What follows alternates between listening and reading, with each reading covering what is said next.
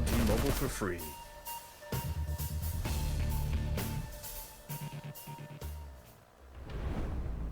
Hello everyone and welcome back to day number 6, the final day of the group stages for the PUBG Mobile Club Open for the North American region. My name's Esquire, joined here by Trid, and it all comes down to this as far as the group stages go. But fortunately the journey has ended for a couple of people in Team Air, or Groups A and D, because their final play date was yesterday. It means that if they're in that bottom 8, they've got no hope of climbing out, and we'll get that information to you very shortly. But there's some teams that definitely won't be joining us next week. But that's the name of the game for the group people in Groups B and Group C, because they have a last chance to get enough points, get themselves into the top 24, and keep their club open dreams alive. Yeah, and it kind of brings into question, which side of that would you rather be on? Would you rather know what the you top need to... 24? No, well, yes, but would you rather be playing today knowing how many points you need to get, or would you rather have already played and just kind of sit back and chill and let things go? Certainly the pressure could be applied either way for these teams. For me personally, I'd love to still be in control of my own destiny. So I would like to be playing today to seal the deal, knowing where the benchmark is, and knowing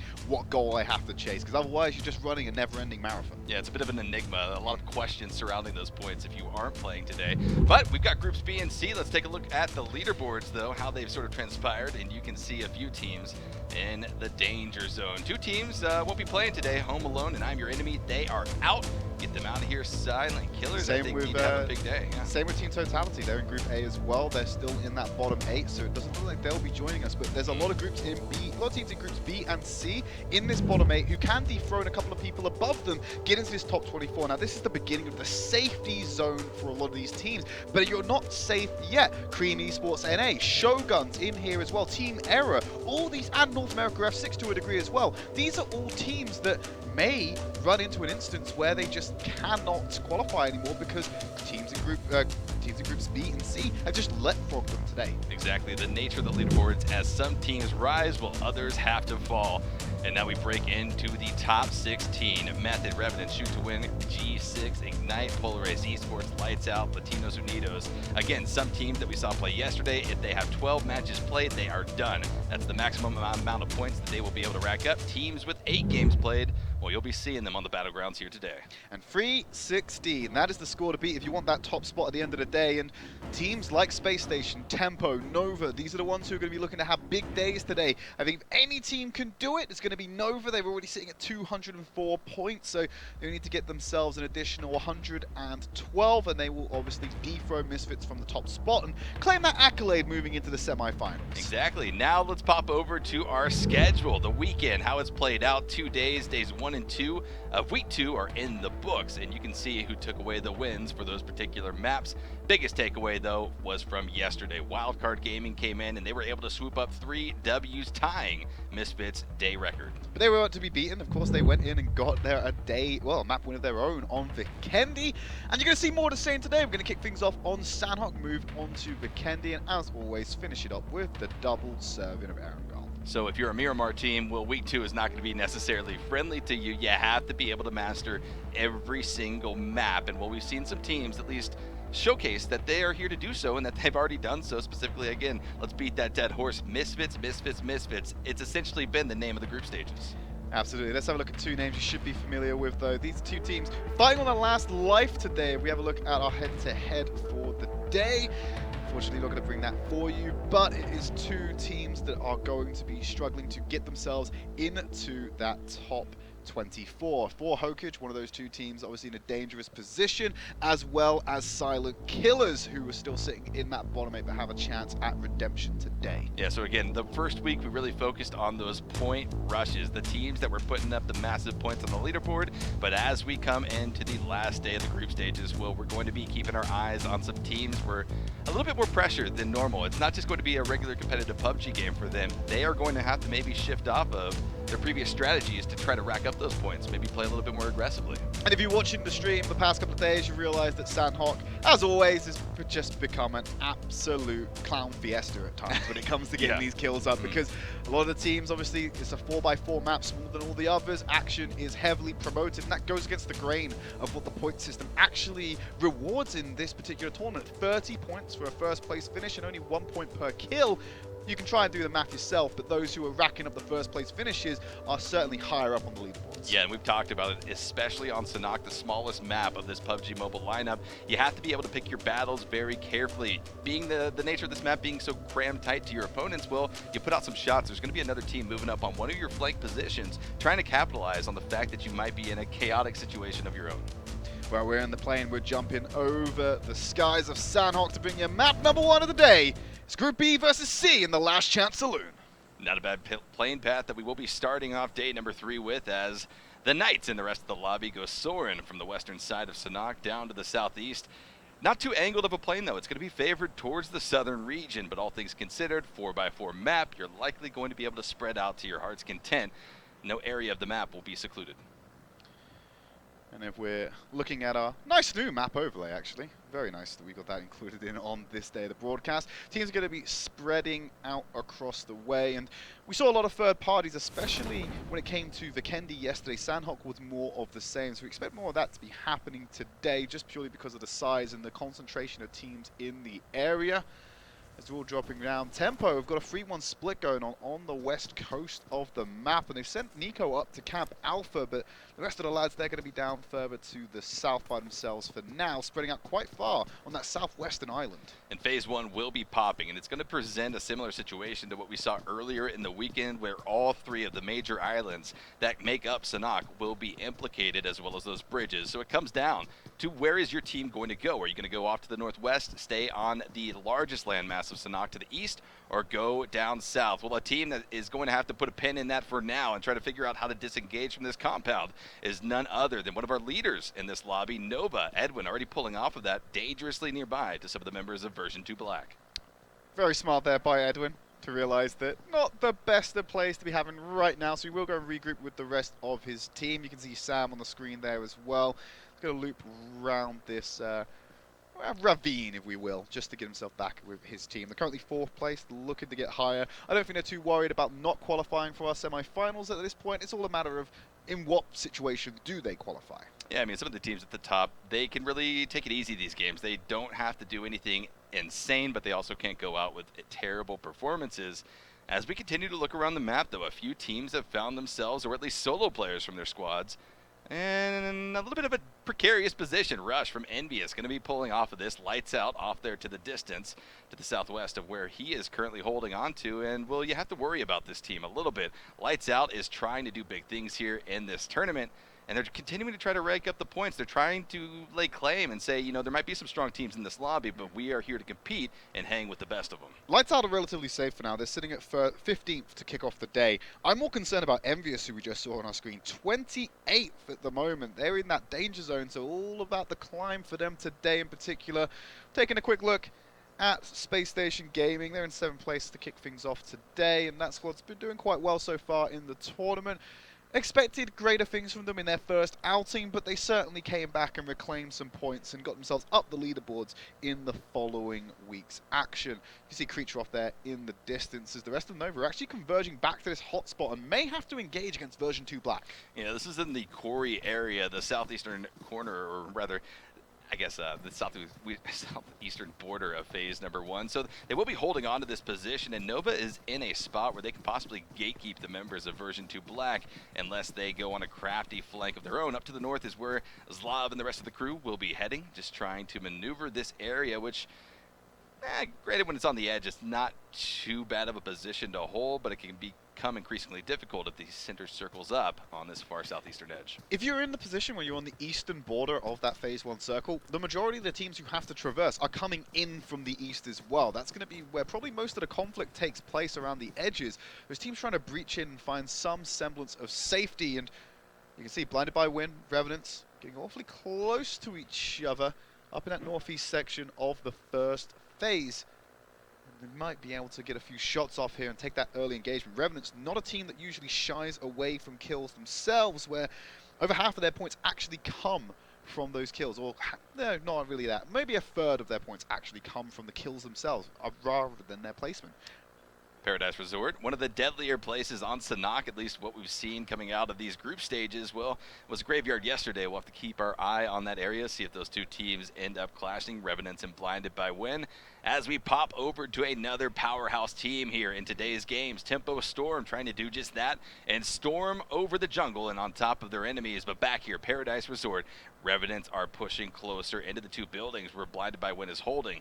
A few shots coming out, just a little bit of poke, sending Revenants on their back foot, just letting them know if you push any further, BlindedByWin, well, we're here to frag out. Lespinosa is just holding the angle. Same thing could be said for Woods, just using that third person's perspective to see if anyone's going to try and flank around them or potentially aggress onto the position that they're holding down. Certainly can hear the footsteps of people moving, just doesn't have the definite location or the visual aid to lock down that position. As Espinosa, you can see he's holding down that angle, so any aggression or aggressive positioning coming out from BlindedByWin will be spotted out and punished. As Vigilante just going to move across the way, and Espinosa now aggressing onto Woods. I mean, here's the thing. Revenants are absolutely swarming this territory in terms of the position that they're taking up. They've got the high ground. They're up on the top of these barriers, but they are actually going to get the first knock. It's traded back. Vigilante going to be going down as well, and we're going to likely see these two teams stall out. Poke shots going back and forth as both teams try to get over to their fallen teammates to provide that much-needed assistance. But here comes Espinosa spraying down on top of one of the members of BlindedByWin. We'll be able to find another knock. That's 2 down for BlindedByWin in this engagement, and Revenants, they're not going to be pulling off of this. BlindedByWin currently at the 24th spot. If they go out here, it's going to be absolutely disastrous for them because teams are going to start to play catch-up as Hector is knocked away from Parker and Arx, who are trying to recover themselves, but Parker's just going to be left for dead here. Arx is running off. They're not going to salvage this one. They know Revenants are gunning for blood, so Parker going to be spotted out. The flush is going to come in. Arx is in prone right now, hoping they'll disappoint and just move away, but there's the cleanup coming in nicely. Revenants get a clean squad wipe on BlindedByWin. Out in 16th position, exactly what you said, Trid. Not the spot that BlindedByWin wanted to see themselves exiting in game number 1. And it almost makes you question, what was the thought process dropping on to Paradise Resort when you see another squad there? Big enough map to where you don't need to contest these positions, especially if you're in that placement on the leaderboards. Over here, though, two other teams sort of lining up on one another. It's going to be Pittsburgh Knights as well as HQA. A river separates them, but make no mistake, that's not a lot of area. The shots can certainly ring true and be very lethal. Keeping our eyes across the river for now. There's the next phase being popped, so it's still implicating all 3 of those islands, and it's just centralizing a little bit further to the south, but most of the landmass still in play. And those teams in the east are going to have to keep migrating over to the west, coming in around about where Cream is positioned now, or potentially wrapping around that boot camp area just to get into the circle. And the problem inherent in these great migrations from one direction here, the east, is, well, the plays don't get smaller, which means these teams are going to be converging on the edges of the next zone closer and closer to one another. As HQA, well, they don't have to move. They're here near Pi Non. They're going to be holding onto this river still across from the Pittsburgh Knights, but certainly both teams are aware of the other's presence. All of HQA essentially going to be in the prone position, not wanting to risk giving up any easy headshots to the Pittsburgh Knights across. But certainly, Michael, just being checked out, queuing, making sure everything is okay with his teammate. Yeah, unfortunately, friendly fire's not on for him to be able to take a few of those shots. Lights Out chasing the tail of 4 HOKAGE right now, moving further to the west. Just to the north of them, NVUS and Revenants lining up for a potential fight here as they're leaving that Paradise Resort area. It's just because NVUS are going past where Revenants came from. Peralta and Reckless are pretty much all but touching at this point. He's going to start trading gunfire. Tanker and Vigilante going to suppress Rush, actually get the knock down the hill. Knockhead is there to try and help him, but he's just being put behind cover. And there's Reckless getting the knock onto Peralta. No one from Revenants is around to try and get him up, so he will get the flush onto that. Will control down himself as well, though. So Tanker applying that pressure. Knockhead still up to try and do something, but there's the flush coming in onto Reckless and to Rush because Knockhead has been removed. So NVUS going out nice and early in 15th place. Yeah, another devastating finish for a team that needs greatness here They're on the 28th. final day. Exactly. They've got to do big things here, and maybe that's the kick that they sort of need. They've got 3 more games to do it. If there's anything that this PUBG Mobile tournament has taught us, it's, well, teams can have huge games. And speaking of that, Lights Out, Memo going to be rolling up on top of Revenants. He heard the shots just a minute ago and really wants to capitalize on this, but will he have the support from his teammates to the south? Certainly Outsider 9K and Seagut trying to posture themselves on top of the hill to get a different angle of approach. And they've already got 1 knock. Vigilante going down on his knees right now as Outsider 9K was so close to following him, but he's going to med back up. And I think actually Lights Out are going to disengage from this one. They're just falling back Suppressive smoke coming down from Espinoza to get Vigilante back in the game as Memo still thinks he can get some shots off here onto Tanker. I think he's going to fall back with the rest of his team, just checking his six occasionally to make sure they're not being sprayed from behind. A smart play to make for Lights Out. Again, not necessarily in danger of finding themselves in those bottom 8 positions, but also still with something to prove here in this tournament. I think all of the members of Lights Out, they say, hey, we're way better than what a performance so far in these 2 weeks have shown. We are going to try to display that in the future coming weeks. Silent Killers, though, another team that we highlighted coming into this game that needs to have a huge performance at the bottom of the leaderboards for these 2 groups. Well, Chris and the rest of the crew, they're posturing at least all 4 up. They're going to be safe for the time being, but how much longer can that stay so? Actually around by a crate as well, so they're going to get a loot injection by just holding this edge position right now. So we can see Lights Out moving closer to 4 HOKAGE and just going past the north of them. The footsteps might be heard, they might even have a visual on them, but they're getting into the shrubbery in between the trees and the rocks and cutting down those lines of sight on which 4 HOKAGE could go for the initiation on them.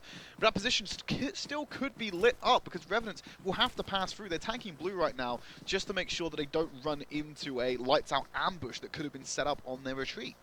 Lights Out on the main part of Sanhok, that eastern island that creates this map. Well, they're starting to move over towards the west, but if they continue on that path, they're going to have a hard cross, so the circle shift over to the far northwest.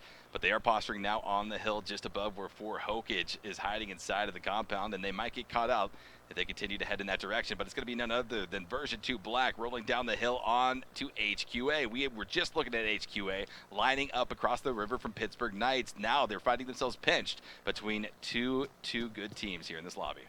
Version 2 Black are playing with a handicap right now. They've already lost Chica from their lineup, so they're playing with 3 members against the 4-man squad. That's going to change up how aggressive they're willing to be and when they take these fights. So might play this one slow. You can see they're trying to edge around away from the hot spot, but Kiwang might not let them as the next circle will pop. Northwestern circle coming in, so those teams playing that edge going to have to start moving upwards. A lot of land to work with for Cream Esports NA and Shoot to Win. They've got that northwest island all to themselves right now, but you can see teams crossing the river and going to start making landfall. And Shoot to Win is currently holding on to the high ground. It's a large mountain that makes up that far northwestern island of Sanhok, and they're going to be able to pick up a ton of information, but I am worried about Lights Out. The circle is already starting to favor towards that northwest, and well, they've got to cross one of the larger areas of the river to have to at least cross over to get to safety, and they've got a few teams on their back. Revenants will be looking down at them from that far northeastern spot, but version 2 White, they're moving through, 4 players alive, and well, Team Anarchy sits right in front of them to the north.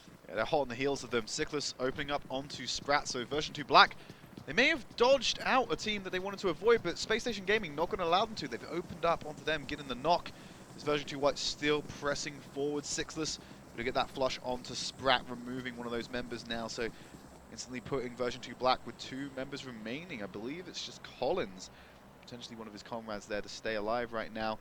Anarchy's in a tough position. They are swimming the more vulnerable state that you could be in PUBG Mobile, and will they have been spotted? The snakes are in the water, and they're trying to get to the other side of this island, but it's going to be increasingly difficult to do so. The more 5.56 bullets spray down on top of them from the M416 of Waz, and the rest of version 2 White still posturing right there. You can see all of Anarchy is in the water. 9 just trying to make landfall, trying to turn around back to the south to hopefully provide some cover fire for his teammates. Further up the river, Nova doing the exact same thing right now, except they haven't been spotted out, so they're going to do it in relative safety, while Anarchy takes a lot of the flak on this one. So everyone's migrating over to that northwest area. You can still see teams coming in from the southeast around by boot camp, and 4 HOKAGE going in. The Team Anarchy have made that landfall first, so now when version 2 White tries to make this rotation over the bridge into the circle, Team Anarchy might be able to met up and turn around with them and deny them this clear pathway. And the key to that is Team Anarchy being able to met up first. You can see 2 of their members are desperately low on HP. They've got to get the first aids, maybe even the med kits, as well as boost rolling before this oncoming push from version 2 White makes its landfall onto the northwestern side of the island. But grenades will start to be thrown. Team Anarchy knows exactly what's coming their way, but so does version 2 White. They're going to be returning those nades and trying to find the connections. Killer just going to be the person frontlining here, getting the information, tending it over to their team. Revenant's taking a fight with Lights Out now. Tank over to spray onto Lucifer, will get knocked.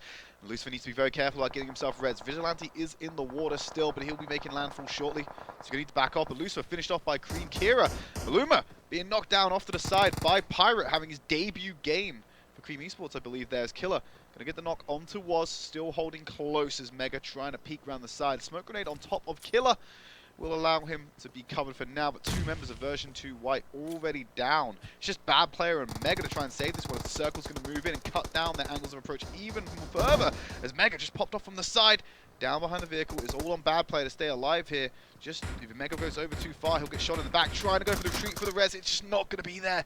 Bad Player, solo, he's in the zone, but look at this aggression coming in. He's going over the top of him. He can't take cover behind that box. He knows someone's up there. James looking to rain down fire, but there's 2 going up there. Micro TT as well. There's the spray down. Bad Player taken out. And there's nothing he can do about that one. That's going to be a squad wipe coming in for Team Anarchy. The aggressor becomes the aggressed upon as we see our next phase pop and take us up to the northeast. Lights out, going to be smack dab in the center of this next circle. And this is a team that I was worried about trying to make that cross from east to west over the river. Well, they certainly did have Revenants on their backside, but they were able to play it aggressively, taking down 3 of the members of that Revenant squad in the process. But other teams are certainly going to have their eye on that centralized compound. HQA making that rotation. They're not going to be safe here, and we saw a lot of teams posturing nearby to where they were. Pittsburgh Knights across the river might have a good line of sight when HQA goes into that vulnerable state trying to swim across. But 2 of our fan favorite squads right now, Nova and Tempo, just had a skirmish in which Nova decimated and has removed them. Yifei now being knocked down to his knees by Sixless across the way.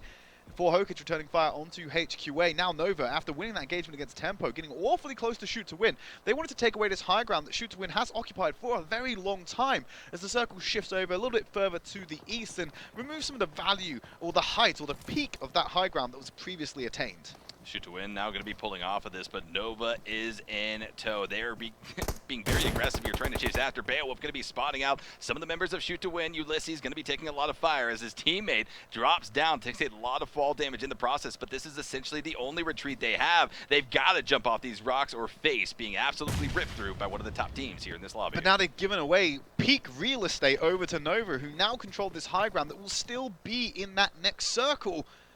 They're going to be able to rain down. There's a 2-2 split for Shoot to Win. They're in the rough area still as Rafa and Lopez are in those buildings in the compound. You can see the 2 remaining members trying to med up before they make I'm guessing a mad dash for the buildings to get to safety. But Nova still keeping an eye out in between these rocks. Know they're lingering around.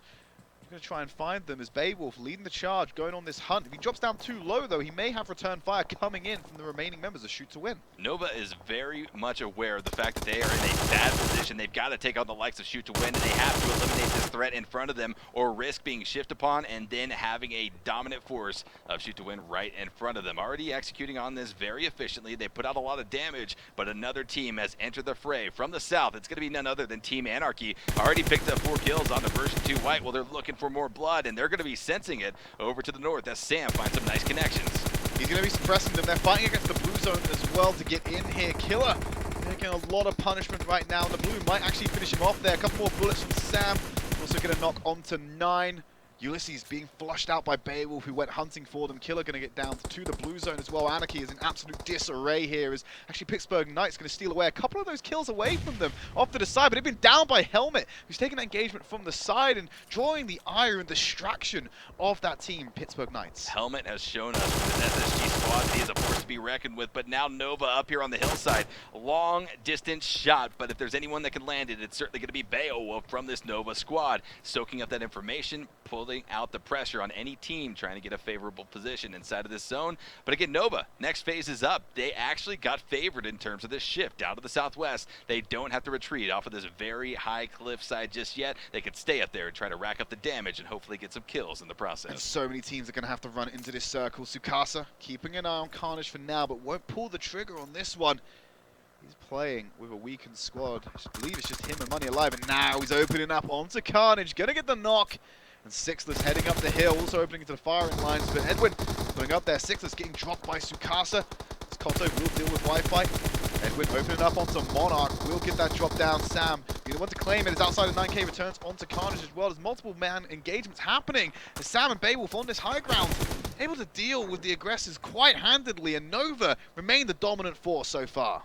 And with so many teams getting ripped up from this Nova position, I'm going to be looking at all other 5 teams currently alive here in this lobby and how they play off of it. They can't give anything up to Nova, and Nova's in a position to essentially take it all in phase number 5. As more action starts to pop, our next phase is going to be shifting over here in just a few seconds. And where will it go? Well, certainly up to the north a shy bit, favoring the shoot-to-win compound that you saw them hop off the mountain and take up when Nova was pushing on their backside. So now Nova, they've got to be quick on their feet. They've got to try to decide how to play this as Lights Out is under fire on the east. Spacestation Gaming have been removed. Cream Esports were the only other team that could have contended against Nova as a full-man squad, but it's starting to take casualties to the blue zone as they had to push into the area. And we're taking a lot of fire from Lights Out, I believe. Shoot-to-Win have the favorable position in this circle because they have building control in the center. Siga have a couple of shots long distance from Sam. Will apply pressure, but won't get the knock. First aid kit's coming out for Lights Out. He's got a couple more meds to survive if he needs it. We are already seeing one of the players of Nova. He has shifted down to the south. He's gotten off of the mountain, and now Edwin and Beowulf and Sam are trying to do the exact same thing. They're facing off against Nova. Lopez and Rafa are going to be putting out a lot of damage onto both Edwin and Beowulf, and now Lights Out. They're coming into Swarm. They sense that there are some kills for them to pick up, and they're going to be going up to the north as Cream tries to do whatever they can to whittle down their opponents inside of the compound and free up that rotation to safety. That Nova shoot-to-win firefight was absolutely disastrous for Nova. Sam's the only remaining member. Actually, no, Kodo's off to the side in the south, but he has been down. Sam needs to stay up here and keep Nova's dreams alive. You got Cream pushing in as well as Lights Out after they heard the gunfire. No one's at full strength anymore. This could go to literally anyone in this circle. And this is what I talked about. Now Nova is in a very dire position if they have their eyes set on that chicken dinner here in game number 1 of the final day of the group stages. But it's not over yet. Sam can still do something. He's picked up 3 kills to his name. He's going to be able to have vision on Lights Out down below and likely onto Kira for Cream as well. But again, it comes down to what can he do, or what can these other teams do against Shoot-to-Win? If someone takes the attention away from this hillside, it might allow Nova the opportunity to get down. Nemo's going to go down to the play zone, so it's just Lights Out Seagut to carry the flag for them. Nova, solo operator, Pirate as well. Shoot-to-Win have ended up as the dominant force so far, and they've still got central circle position. All these other teams are going to have to aggress into, but most importantly, Sam's going to have to leave the comfort of that high ground in the next phase to try and contend against some fortified squads in the form of Shoot-to-Win in the middle of the circle. Nova had complete control, and they've absolutely lost it on that push against Shoot-to-Win. Yeah, Sam essentially needs just to start underhanding a few smoke grenades if he's got them in his kit. Else he's going to just be falling down, landing in that jump animation, and will be wiped out of the game immediately thereafter. But he's trying to bide his time. He's trying to see if he can catch out any of the other remaining members around the map and maybe secure another kill point before going down and out himself. But the blue zone shrinks in. Sam has to do something. He's going to be in the blue zone, resorting to a med tactic, trying to outlast the 4th team here in this lobby. They don't want to go out 4th. They want at least 3rd position, but will Sam be able to do it because no fights are being forced by virtue of this circle? He's got first aid kits, he's got bandages as well, but I don't think he's going to outlast another team. He's hoping that someone exposes themselves and Shoot-to-Win and get the kill, so he's just going to med up and try and stay alive here. It's not going to work. He's going to try and take the action into his own hand, but he's just going to die to this fall now. Nova going to be going out in 4th place. So that means we've got a position here with Shoot-to-Win opening up. Pirate's not been spotted out. He's awfully close now. Psycho goes around the corner. There's the spray down. Cream being taken out, so it's Lights Out. The last remaining team. And he actually has circle control against Shoot-to-Win. They're going to have to aggress onto them, but it's 3 members. A 3v1 is not looking good for Seagut. No, especially with the angles being approached by Shoot-to-Win. They were holding on to at least 2 separate angles, but now Psycho will be pushing back out into that. I like to see this play from Shoot-to-Win. They don't want to go down to a solo player. They have 3 alive. They know that there is only one team standing in between them and a chicken dinner here to start off day number 6 of the PUBG Mobile Club Open. Seagut, though, continues to look ahead. He knows exactly where his threats lie. It all comes down to the quick reaction time. Can he get the first knock and immediately transition to another teammate of this squad? If he gets a good nade out, could turn it around for him. Shoot-to-Win starting to split up. Keeping an eye out on where they think he might be. Now, they have a rough idea. That grenade went out a little bit too early. Didn't find anyone from Shoot-to-Win, but it did expose an approximate position, I believe. Shoot-to-Win looking to find him. Sits up, going to start taking the shot onto Rafa. Finds the first mark. The return fire comes in. Seagut can't find the second. And that's going to be Shoot-to-Win taking away our first map. Right out of the noses of Lights Out and Nova Esports. 8 kills to boot. Lights Out, though, having a solid game save from Seagut right there. What an effort, though, coming out from Seagut. He did exactly what I said that he had to do. He had to get a quick knock and then immediately shift over to another player. But again, Trid, that's a dangerous, dangerous thing. It's incredibly difficult to do so, but applause for the effort, the attempt nonetheless. But a huge game coming in to start the day. The the tone has been set. It's going to be a very action-packed day. I think we had less than half the lobby remaining, shy of 20 minutes. Yeah, it's such a shame for Nova. They were in a good position, like we said. It just didn't work out for them when they went for that push on shoot to win. Sega may have pulled it off if it was a 2v1. Maybe if Cream found a knock or a flush as well as Nova potentially doing it in their push. Could have opened it up for Lights Out to steal it away. Just wasn't meant to be. That was map number 1 of the day. We got 3 more to come. We're going to go to a quick break. When we come back, Vikendi coming on your screens.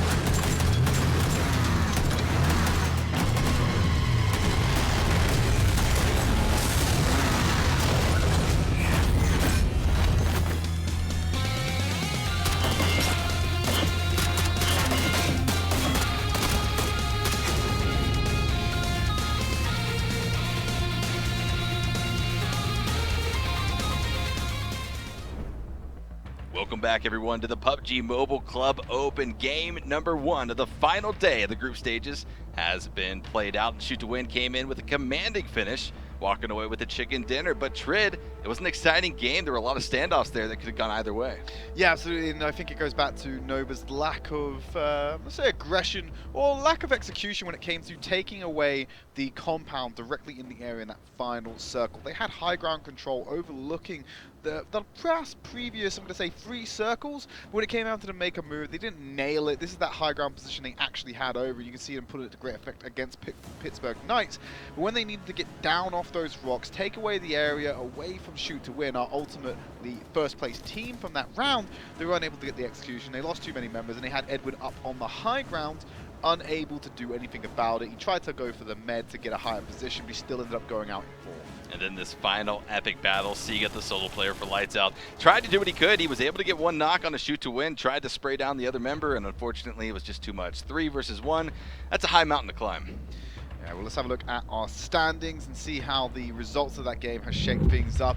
Already we can see that BlindedByWin, they were in the safety zone. They've now been knocked out into 25th place. So as it stands right now, with 3 games to play, they need to climb back up into the top 24. It's an easily surmountable task, but it's not where you want to be after game 1. Yeah, keep in mind, after the games were played yesterday, we have secured at least 3 teams that will be dropping out from those lobbies. So looking for 5 teams here today that will be finding the exact same fate. But as we continue to climb up the leaderboards, at least positions maybe 21 through 24 aren't so safe either. They need to be careful. Not many points are separating them from that danger zone, those bottom 8. And Pittsburgh Knights, they've climbed up into the top 24 for that first game performance, so they're actually on the up and up, which is exactly what they need to maintain going into the next couple of games. Let's have a look at the top half of our leaderboards and see where things stand up here. Tempo Storm, they've had a bit of a knock. I believe they were in 7th or 9th before this match, and now they've gone down. They actually went down quite early to an engagement with, I believe it was Nova Esports, who were able to take them out quite handily. I think about phase 4 is when they got knocked, so not the best of finishes for them, but they're looking to continue onwards. Yeah, Lights Out had a pretty solid game as well. Again, just trying to fight to stay safe, or at least not so sweaty. We dubbed this the Sweaty Sunday yesterday. Some teams are really feeling that. You can tell the sweat is trickling down their backs, but up here to the top of the leaderboards, the top 8 teams so far here in the group stages, well, they are looking good. Nova, though, they're climbing. They're about 80 points shy of passing Misfits and retaking number 1. It's sort of been a back and forth between these 2 teams. And they're on track to do it. They just need around about 80 odd points. But we're having a look at our head-to-head. Tempo Storm, they came off a little bit worse in that first engagement with Nova Esports NA, and they need to do a little bit of climbing today. And they have some good fraggers on here. Spec in particular, who's shown up in previous weeks. He should be able to pop off against the top fraggers in Nova. I'm expecting if these 2 teams were to clash again, we may see a different outcome. Yeah, exactly right. But Trid, I mean, there are several other teams that we're looking to see some big performances out of, specifically BlindedByWin. We saw them go out extremely early. I believe 16th position when they landed in Paradise Resort next to Revenants. Well, we've seen Paradise Resort. It has been a graveyard so far in this tournament. And so you want to see something different. You want to see a shift from BlindedByWin off of that drop location, or off of the drop locations that are going to be hot. If you're BlindedByWin, you see parachutes coming towards you, get out of there. You need those placement points. Kills will not be enough to get you there. I believe you're absolutely right when you say it's been a graveyard. Paradise Resort yesterday, I believe it was Misfits who took an extremely early fight against Team Error, knocked them out of the competition in 16th place to kick things off. So it was a great start for them, and I agree with you. If you start seeing teams going over there, you may want to go to plan B rather than your optimal strategy. Yes, Sanhok was a 4x4 map, and yes, there are slightly more limited places comparatively to the other zones. When we go on to Vikendi, we're going to be moving on to our second map of the day. That's a 6x6 map, a little bit higher. But we'll remind you of the maps for today as we take a look at our daily schedule. We've already had Sanhok with Shoot to Win, walked away with the victory. We're now jumping on to Vikendi, and of course, as always, we have that double serving of Erangel to close out the night. Every time you say double serving of Erangel, I'm just thinking of a big old plate with some chicken dinner on top, and that's certainly what some of these teams are going to be eyeing for, trying to walk away with some solid placements here to round out the final 3 matches of the day. But I mean, Trid, it's not going to be easy, right? Shoot to Win, at least as it stands right now, they could potentially beat out the Misfits record. They could potentially beat out the 3-game win per day record. Who knows if it'll happen? It's certainly open for them to do so. but will they be able to stand up to the task? You can't see on the camera right now, but I'm souring my face a little bit. I don't think I wasn't going to say it. I don't think there's something that can actually be achieved. It's quite a feat. Yes, we've seen two teams do it, Wildcard and Misfits. I don't see a team that hasn't consistently hit the top spots like Shoot to Win being able to pull off a similar feat. Shoot to Win, you heard it though. Prove Trid wrong. Leave it all on the battlegrounds and see what you guys can come up with in the final 3 matches of the day. Again, switching over now to Vikendi. It's going to be a bit of a different strategy for some of these teams. Vikendi is this weird and strange and wonderful map we keep having in PUBG Mobile, where the circles are basically phase 2, 3, 4, don't really change much. No. So we end up in phase 5, 6, 7 and onwards with a lot of teams still alive. Unfortunately, Vikendi is quite a cold map and we're going to have to put things on ice a little bit longer. We're going to go to a quick break. When we come back, we're going to try and bring you map number 2, Vikendi.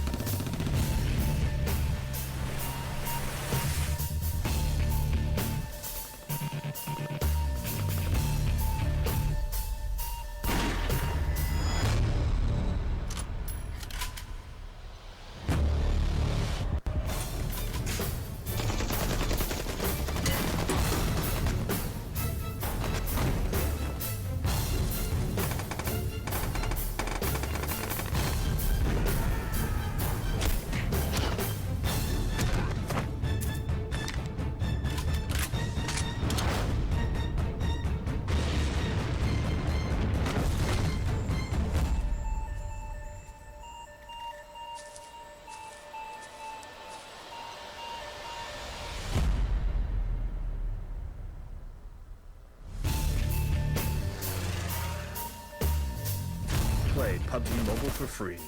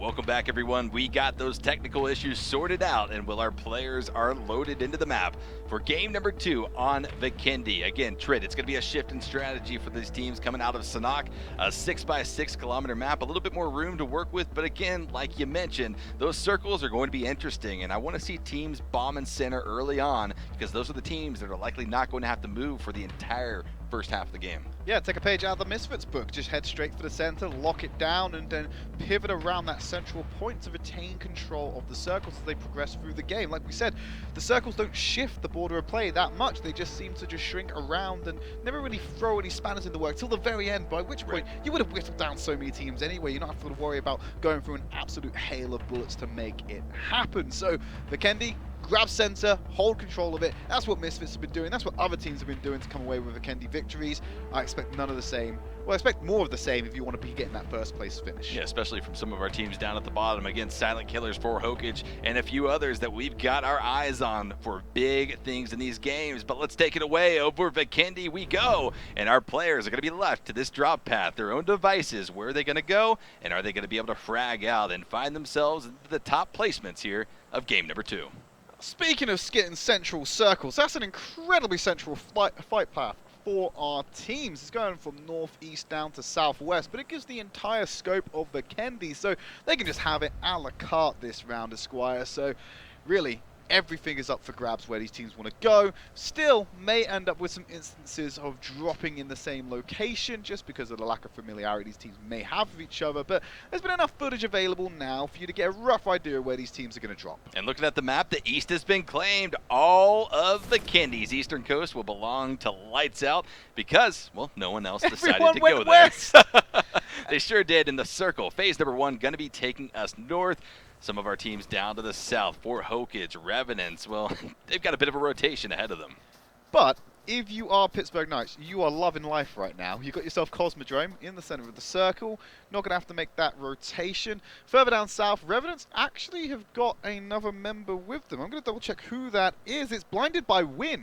Actually, a member there dropping with them as well. So this might not be the best of starts for them because I think they're going to be severely outgunned, especially in the early. I'm starting to think that maybe the members of Revenants and BlindedByWin have opposite magnets in each other's pockets because they are drawn to one another regardless of what map they are going to be playing on. Keep in mind, game number 1, the team that took out that squad, BlindedByWin, well, none other than the Revenants. Cream going to be looting up here, very split up in their drop, and we saw some teams punished for doing this exact same drop earlier in the weekend, and well, your victors of game number 1, trying to ride high on that momentum coming off of that nice chicken dinner. It's none other than Shoot to Win. Keeping momentum is going to be really important here for them. They are getting themselves into the safety zone, but they want to climb up the rankings, get better seeding when it comes around to the groups, because that's what's on the line for the teams who are safe. It's getting that advantageous seeding, because we're going to reseed them, obviously, when we go into our semifinals next week from the remaining members. Tempo Storm, one of our teams to watch this game. Already taking gunfire, lost, dropped to his knees by Shoot to Win. Ulysses with that AK spraying through. Losses on his last life. Spec going to have to make a quick change over here, get the resurrection up. Ulysses hasn't got the best of sightlines on them, but of course he's going to feed the information that Tempo are nearby, and they want to obviously take those kills and deal with them adequately. Yeah, I wouldn't be surprised if we saw Tempo engage off of this. You saw that Spec at the full level 3 kit. He is super geared up, and well, this city is essentially wide open should the other members of Tempo start to come over to their teammates and provide that support. But Chica far off on the flank, likely not going to see this engagement actually take place. But Spec, he's going to be spotted out. Psycho with the G36C will be trying to push over here towards the west, trying to chase down the storm that is receding. And they've already lost. It's just gone straight away. Tempo Storm with the 3-man squad for the rest of Vikendi. Just unfortunate as Spec, I think, has made the call with the rest of his team to go, all right, let's mount up, grab what loot we can on the exit, but let's get out of here. Let's just concede this ground because this is all Shoot to Wins now. Yeah, certainly. Again, Tempo not in a really dire position. They just don't need poor performances, anything just to get them into that seeding position that they have been eyeing.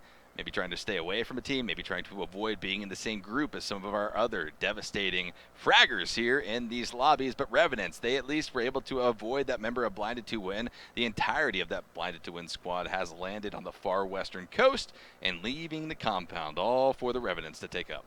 Revenants working with 3 members at the moment, so I believe they're going up against the 4-man squad of BlindedByWin.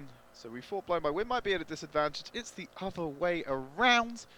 Circle not started to make its decrease yet. We've got a couple of minutes before it's going to start moving in, and still Lights Out. They've got absolute control over that eastern coast. They spread out as far as they need to. They haven't spotted anyone. They're quite happy to play as solo operators at this point. It's that congregation just in the northwest, though, is really where you're going to have troubles. If that circle shifts over to the east, that's where things are going to open up, and that's when the action's really going to start. Team Anarchy finding a home here in Goroka, a large city, especially if you're looting it without any type of enemy teams contesting this play area. So they're going to be happy with what they're walking away with as they enter into the mid-game, holding onto this position on the southwestern side of the circle. But other teams not so fortunate. They're going to have to make some moves to at least secure a dominant part of this phase number 1. HQA likely spotting out Nico from Tempo Storm, certainly hearing the vehicles from Tempo Storm. Spec rolling in as well, and this information will be fed to his teammate Michael, just trying to pull the Dacia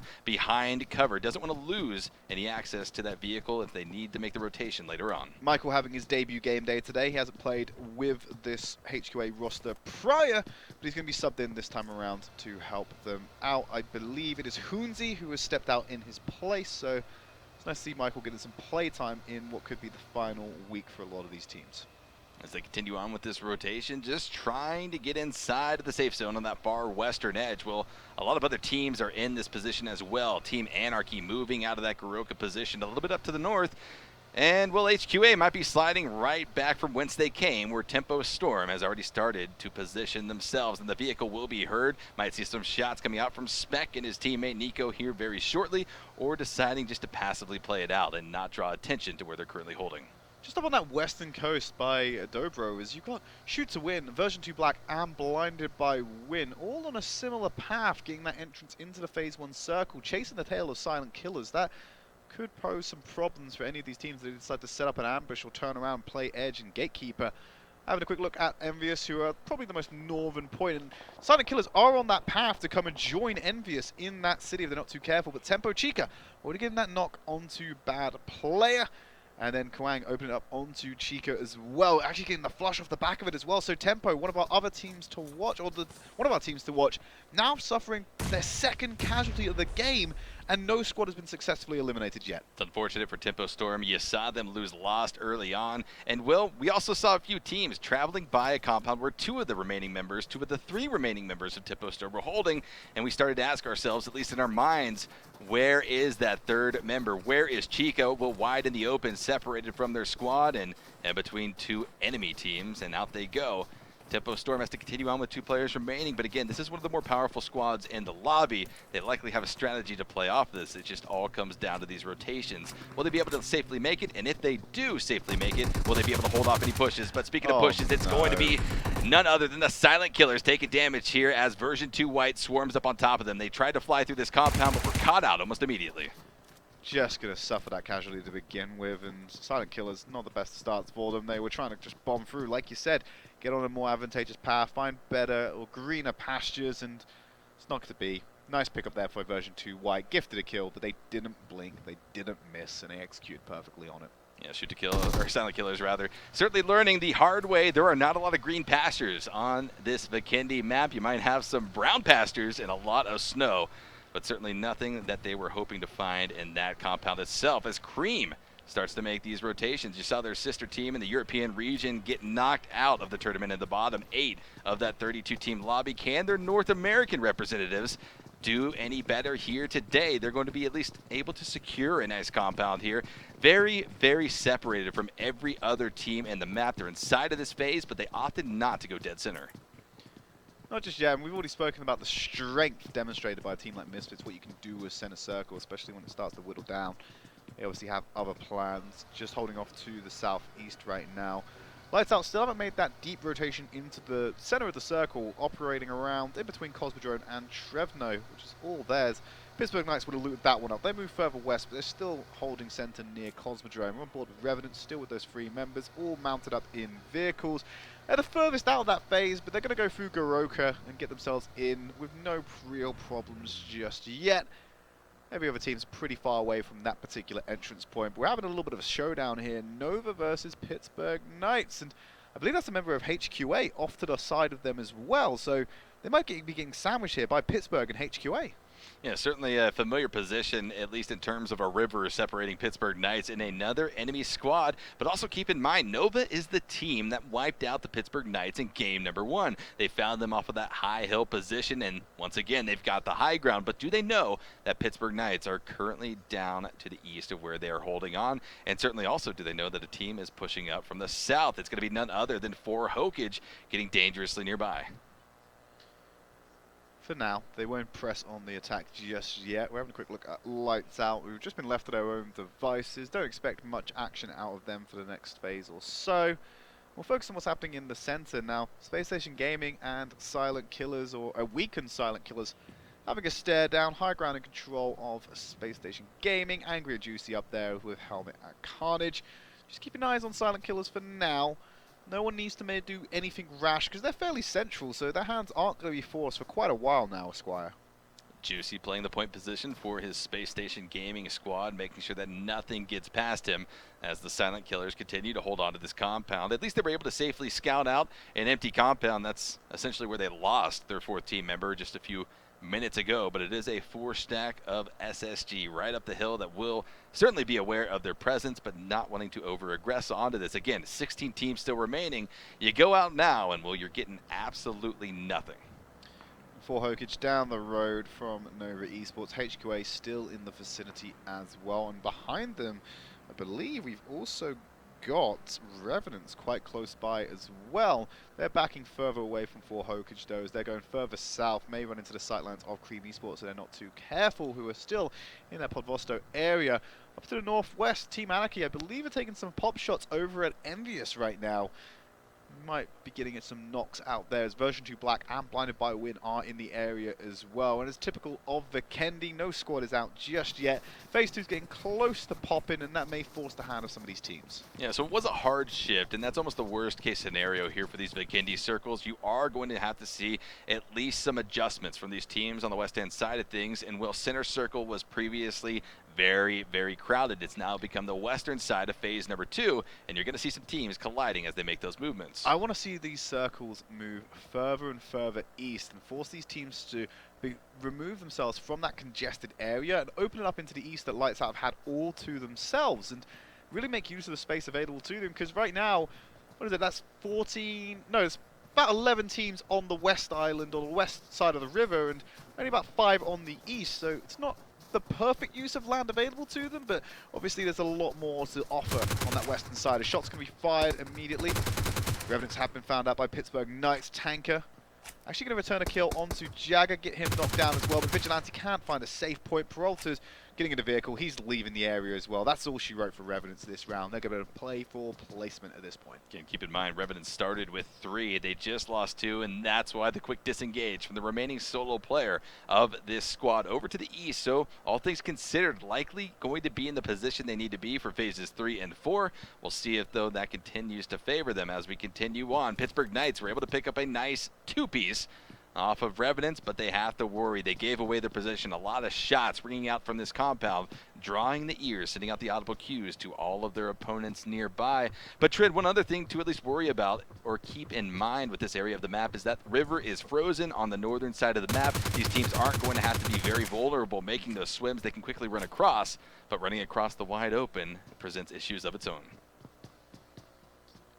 Just exposing yourself at any time in this game when a team is watching attentively is lethal. Absolutely. Your silent killers across the way. Pittsburgh Knights off around this Nova Esports team, who hasn't had to make any rotations as of yet, because they are holding pretty much about as central as you can get into this phase 2 circle. So they hold the position right now. Revenants, Peralta, the last remaining member, he's taking up refuge in Cosmodrome for now, hoping that the circle just moves closer, and he has to minimize his rotations and max out his total placement here. As Nico in the UAZ, you got Spec with him as well, I believe. Although they're in separate vehicles, they're just playing around the blue right now. They don't want to go into any engagements whatsoever, because they truly are going for placement right now. And if they continue on this path, wrapping around the far southeastern corner or side of this phase number 2, they're going to find safety. They're not going to find a lot of teams congregating on this area, but a few teams that are starting to at least get out of safety. It's going to be Anarchy as well as version 2 Black. The damage being applied by Anarchy, but also being returned by the likes of Zlav and Collins. They need to be careful. Another team, NVUS, posturing up there on the hill. We'll be looking over, trying to spot out where all of this commotion is coming from here on the northern coast. James just needs to keep on running. He's putting some distance between him and these two teams. NVUS probably the more lethal of the two right now based on numbers and position. Just up there on the high ground. Next circle, about to pop. We're going to finally see if any shifts are going to force their hands. It's playing relatively central. No hard shift coming in for phase 3. So everyone's going to be fine. It will force BlindedByWin and Team Anarchy to go back the way they came to get into that circle. Force Cream and Temper to come further north. But other than that, most other teams are relatively safe based off of that phase change. But how safe are they? Everyone's getting closer and closer together. A mere 50 meters separates some of our teams from possibly going out. And again, 16th position. We haven't seen a team drop out just yet. 6 players have been eliminated, leaving us with 58. But all 16 enemy presences still survive here as we breach into the mid-game of Vikendi. And Will, it is certainly about to reach that boiling point. A lot of teams are going to be forced into engagements, whether or not they like it. You can see a bit of a standoff happening now. Shoot to win, version 2 Black and NVUS. Just keeping eyes on each other. A triangle of death, if you will, in the northern part of this circle. They are in that next phase, most importantly, so no further rotation required as of yet, but they've got about less than a minute before things may change. Pop shot being taken. But Team Anarchy, they're mobile in that UAZ. Driving away, I believe they're all in the same vehicle. It's not the best of plans, especially when you're getting awfully close to where HQA are. They spot this and go for a spray down. It could be your run over for Vikendi. Micro T, the rest of the crew continuing on. They're going to be taking this high ground here just north of where the coal mine position is. And if they look close enough, well, they'll likely be spotting out some of the members of HQA already inside of the mines themselves, trying to pick up some loot, some positioning in the process. But it certainly could be one of our first squad-on-squad engagements as the play area continues to shrink. Phase number 3 is in full effect. And just about 15 seconds until we start to see the blue zone shrink in and breach into phase number 4. Tempo about to breach into the circle from the southeast. They're going to go straight over the top of Lights Out. They're not too careful. They may get the sprayed down, but they're going to short just shy. Nico dismounting from that vehicle and going to go on foot. I believe Spec's going to do the same as they play the edge southeast of Cosmodrome. Lights Out are the closest team to them, and they've been looking pretty good right now. They're probably thoroughly looted based off the dominance they had over this eastern portion of the map. So I don't think you want to move much closer to them as that circle, like we already said, starting to shrink down. We'll pop the next phase. And as we get into phase 4, which will be our next one, that's when we might see some rotations forth. If this circle goes further east, that's when it's going to pop off a lot sooner than expected. As Memo taking those shots against Tempo already. As Nico and Spec just trying to find loot right now, and then they're going to mount up and try and get back on the road. But Lights Out spotted them. They can't go anywhere closer to them because if they get sprayed down, that's their run absolutely denied. Yeah, they're on the edge of the zone. They've got the 2 vehicles at least to present some type of mobile cover should they make their way further in towards a centralized area. They're actually going to be refueling the car. Tempo Storm wants to continue to be able to ride in these vehicles because they know that another squad is looking down on them. Memo on top of the triangular shack will be trying to get that height advantage to present the lines of sight on his opponents as the rest of the Lights Out crew continue to utilize that third-person perspective to peek over the walls and keep their heads in safety. Couple more seconds before that next phase pops. Nico trying to spot what he can from here. Mounted up in the vehicle, so he's ready to go as soon as that's all done. Specs driving at the moment. Phase is about to pop, and I think that's when we're going to see Tempo make the move. Get all the information they need, how far they need to go, where they even need to go at this point. And there it is. There's that circle shift I was looking for. Far over to the east. All those teams on the western edge are now going to be sprinting over into the sightlines of Nova, of Pittsburgh Knights, of Cream Esports, as well as running past each other. Phase 4 is going to pop off, Esquire. First to move will be favored in this from our teams over on the western side of the circle. But when you're first to move, you're also going to have a lot of eyes, a lot of guns trained in your direction as we already start to see Spacestation Gaming making that quick rotation from west to east, but the shots already starting to erupt as version 2 Black has to make that far shift off of the northwest. Through thick and thin, they have to go. Obstacles are standing in their way, but how can Sprat, the rest of the crew, combat against this? Don't know about that one. Tempo, they know they're going to move. Specs still being locked down by Lights Out. Nico taking a more forward position, or an alternative angle, shall we say. Just keep an eye on and maybe play insurance as Spec may try and get some kills or may try and get himself out here as he jumped into the US. Going one at a time, though, to space out their transition and make sure that they're keeping at least one member alive. Playing very safe right now for this placement in the form of Tempo Storm. Good rotation, though, coming out from Tempo. I like the fact that they're also taking up cover on the hillside, the back side of the mountain, blue zone on their back. Eliminate one of your flanks that you have to watch. Incredibly important when you have lost half of your squad in the early game. Nico and his teammate Spec have a huge task in front of them if they want to continue to climb. Again, still 16 teams remaining. Not many players have been dropped out. The action is going to pop off. Just being dropped out as they try and drive past, I believe that slab being knocked out of the map, and Mraz and the rest of the sightlines are going to be there. Team Anarchy looking across the river, but they're running straight into Pittsburgh Knights. 9 being that first victim as Pyro opens up onto Yifei, shooting at him from behind the tree. He's got Kira to back him up as well as they're going to get that flush onto Yifei. Make sure he's shut down away from HQA, who are now playing with 3 members of a squad. Bloomer getting knocked down by Juicy, and there's going to be another knock on to Waz. That's 2 members down. Return fire onto Juicy from Mega. That's going to return fire in that engagement. But Collins is going to knock on to 9. Anarchy James holding down the sight line, looking down the river. So everyone's popping off as they're trying to make these rotations, Esquire. This is the frozen river that I teased at the onset of this game. It's wide open. Sure, you don't have to swim across it, but you have to run. And a lot of teams are already down there trying to be the thorns in the side of any other squad, making that western road, the eastern rotation rather, from the west. But it looks like HOKAGE has at least been able to send Tsukasa across the bridge. Other members will be in tow as the Pittsburgh Knights pop into that police car, and they've got to be heading for a more centralized position inside of the circle. The next ship is going to be landing on top of Cosmodrome, and everyone is continuing to move once again as the kill feed now starts to pop off. We lost 2 teams, BlindedByWin. Hector, the rest of his crew need a huge finish here to get out of that danger zone. The bottom 8 teams is where they currently sit, but a nice game either on Vikendi or Erangel can possibly propel them into safety. Tempo can play spoiler on this one right now. Lights Out taking a fight with Shoot to Win, and they are weakened from that engagement. Tempo may want to breach into the circle, knowing that the kill feed is popping up between those 2 teams, and they can get a pincer on Lights Out, because all these teams are trying to get into the circle. Manny, going to be driving around that US, just went straight into some firing lines, but going to be able to get out alive for HOKAGE. Not able to find those shots to get any knocks or flushes off of the back of that. Again, for HOKAGE, a team that needs the points, they need the kills, they need the placement, was a good opportunity for them to swarm on top of BlindedByWin. Unfortunately, did not find the connections, and BlindedByWin has secured a spot, a dominant hold on the southwestern side of the circle, just off the entry to the Cosmodrome, and they hear the other rotations coming. For HOKAGE is on the move, and they're drawing gunfire as they make their way from north to south. Ark's going to be popping off some shots, trying to find the connection as BlindedByWin is forced to drive down onto the frozen river to avoid these lines of sight entirely. Misfits now taking that fight with Tempo. There's a spray down onto for HOKAGE. Health bars are low. There's 1 knock. There's 2 knock, and that's going to be for HOKAGE suffering 2 casualties. It's just too easy for BlindedByWin at this point. And too easy for anyone based off of the move that HOKAGE was making. Great to see BlindedByWin capitalize on it, because, hey, these are actually 2 teams that we could have head-to-headed, saying both of these squads have to put up massive points. They've got to do something, and BlindedByWin is capitalizing on it right now. 1 kill to their name, but they've been able to at least outlast 3 other teams in the lobby so far, which, all things considered, it's not too shabby for Arcs and the rest of the crew. But now they're finding themselves on this southwestern border of the zone.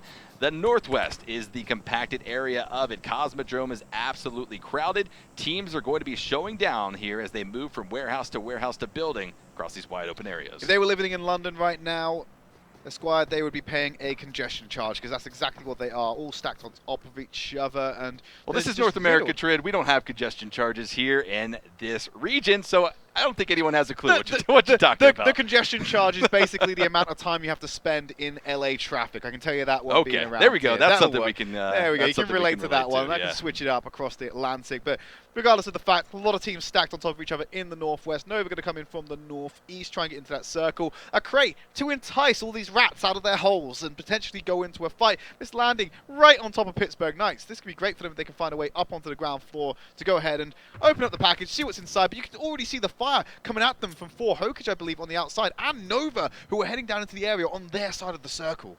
That's a bait crate. So much can be gained, but 7 from Pittsburgh Knights going to be spotted out. M24 shot coming out from Knockhead, doing exactly that, taking the head off of one of the members of the Knights as they now try to reposition. They've got to hide from any of these shots, but hide from one angle and completely reveal yourselves to another, as Qang from HQA going to be forcefully pushing himself into this warehouse, secures a nice flush and a kill on the player number 7 from Pittsburgh Knights. Someone just blows up that car. They're going to deal so much damage to HQA, or even get a grenade in there as Wi-Fi heading over.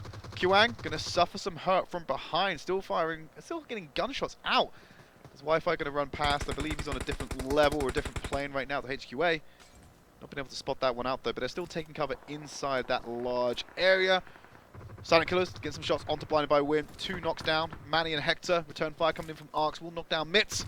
Hector finally going to be flushed out by Chris. There's Woods going down as well. I believe BlindedByWin might not have any members left in this race. Actually, Arcs is going to be stood up there to try and get them back in the game. They still got SK members around that area that will pose difficulty for him looking for those reses. Listen, BlindedByWin has not done enough yet in this game to say, okay, we went out in 13th position, we had enough kills to counter that. They don't. They only have about 1 kill to their name, and now a solo player, Arcs.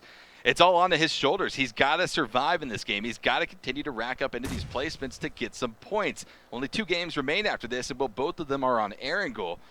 And none of it's going to be easy for BlindedByWin from this point onwards. Team Anarchy holding onto that spot on the western side of Cosmodrome. A nice building secure for them as the Pittsburgh Knights now take it into the underground, holding onto these corners. If any team moves down here, well, they're going to be caught out by the Knights, and those shots will be decimating them. That circle just condensing even further on Cosmodrome, but no one's going to be caught off guard by that one. So everyone's in the area, as you can see, with this overhead shoot to win, just coming straight into the kill zone. Nova gonna spray down 2 members, make that 3, and that is shoot to win's run being ended. They will not get that second first place finish in a row. Nova sorted that. A tough task, certainly, but they will be going down and out as Nova continues to try to reposition. 2 kills to their name as Kato holds on to this far northern flank, just watching over towards the west. And phase number 6 has popped. We went east, east, east. Now we go back towards the west. Our teams that had to make those far transitions from west to east are finding themselves at least in a safe position, not having to move once again. But Cream going to be sending it up as well. Many teams will be facing off against Resistance on the path to safety. And, well, they're already starting to feel that way. The Revenant solo player Peralta going to be here in Cream down to the south, certainly getting dangerously nearby to one another as they enter into the Cosmodrome. But Nova is on the swarm. They're going to be moving down from east to west and then dropping down into the northern side of phase number 7. Beowulf leading the charge. He's being the point man, being the scout, if you will, for this forward path they're snaking through.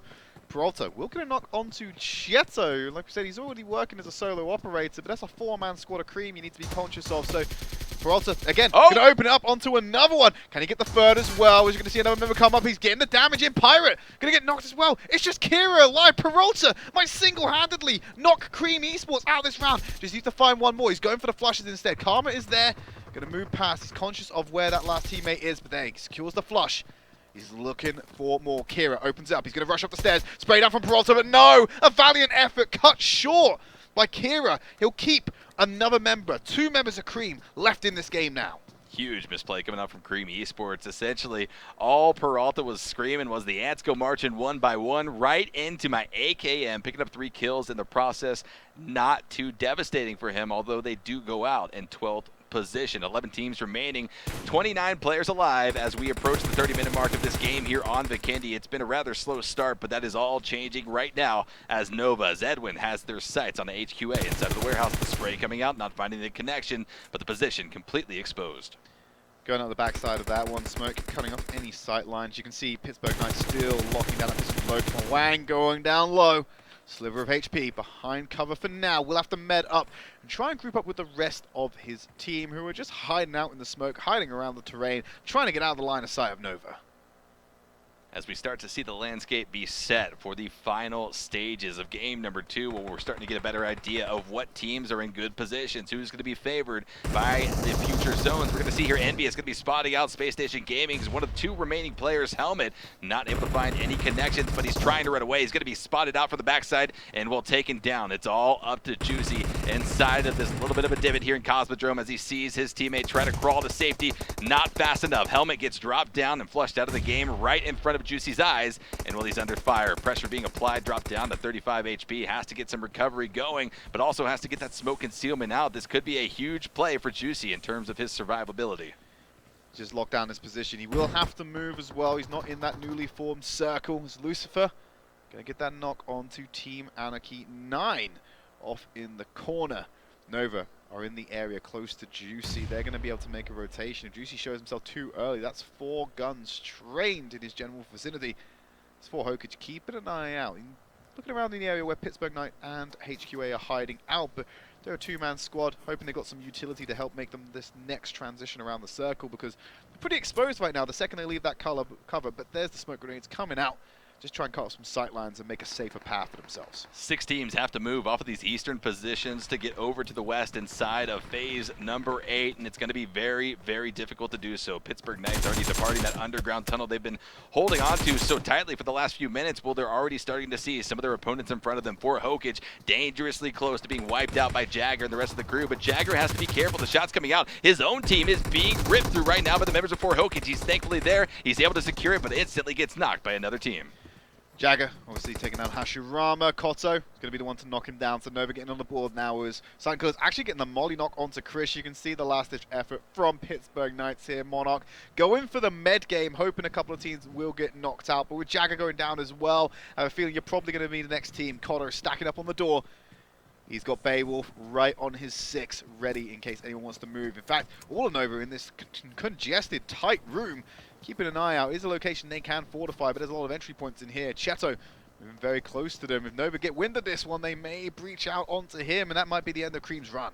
Beowulf going to be looking this direction, certainly aware Spraying of some type of presence. smoke. Cheto not going to be connected on. Oh, there it is. 1-2 shots, and the third comes in. Cheto going to be dropped down as Nova continues to steamroll over every team in the lobby. Their 9th kill of the game. 7 teams remaining, 18 players alive, and they're not stopping just yet. Just off to the south of their building, it's going to be none other than Team Anarchy trying to push in. Well, they certainly faced off against a lot of damage trying to breach into the building, and now finding themselves on their back foot as Nova continues to apply whatever pressure they can. They're trying to hold on to this as best as possible, but it's going to become increasingly difficult as the nades start to come in. Killer with a huge frag on top of Sam. Gonna knock him, but it's not gonna result in too much. As Anarchy actually looking to breach in here. 9 opening it up, trying to find Koto, playing around the pillar. Killer looking for the breach, sprays through what gaps he can. It's an isolated member of Nova. The flank coming in for Beowulf will start opening it up, but he's been knocked himself. Killer being the one to do it. Here comes the flank from behind. Edwin gets the drop with the micro Uzi, and there's 9 gonna be dropped as well. Nova still alive in this one. There's reinforcements coming in. There's one last member that needs to be dropped. There's the clearance coming in. Killer will go down. Nova stay alive, but they lose Koto in the process. 4 teams now remaining. Nova has made it into the final stages of this game with at least 3 members alive, although we did see one bleeding out, but the action continues to erupt. It's going to be NVUS facing off against Knockhead and the rest of the crew trying to come in. BlindedByWin taking casualties as well, but they made it so far into this game. Now 2 teams remaining. Nova going to be facing off to try to get a chicken. It's a battle of the meds. He's going to come down to it. BlindedByWin off to the side arcs. They've got Edwin and Sam trying to go for it.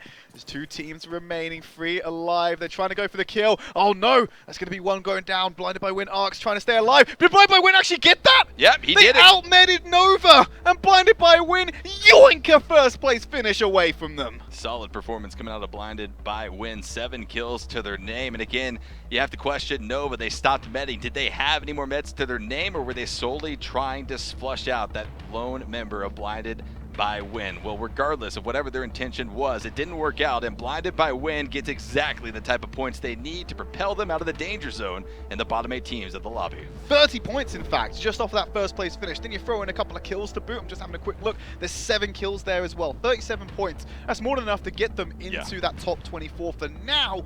So it's looking pretty good for them as we head into what is effectively our halftime area of the night. Sure enough, it is the halftime of the night. 2 more games to be played out, and both of them will be on Erangel. So make sure to go get a snack and then join us for games 3 and 4 of day number 6.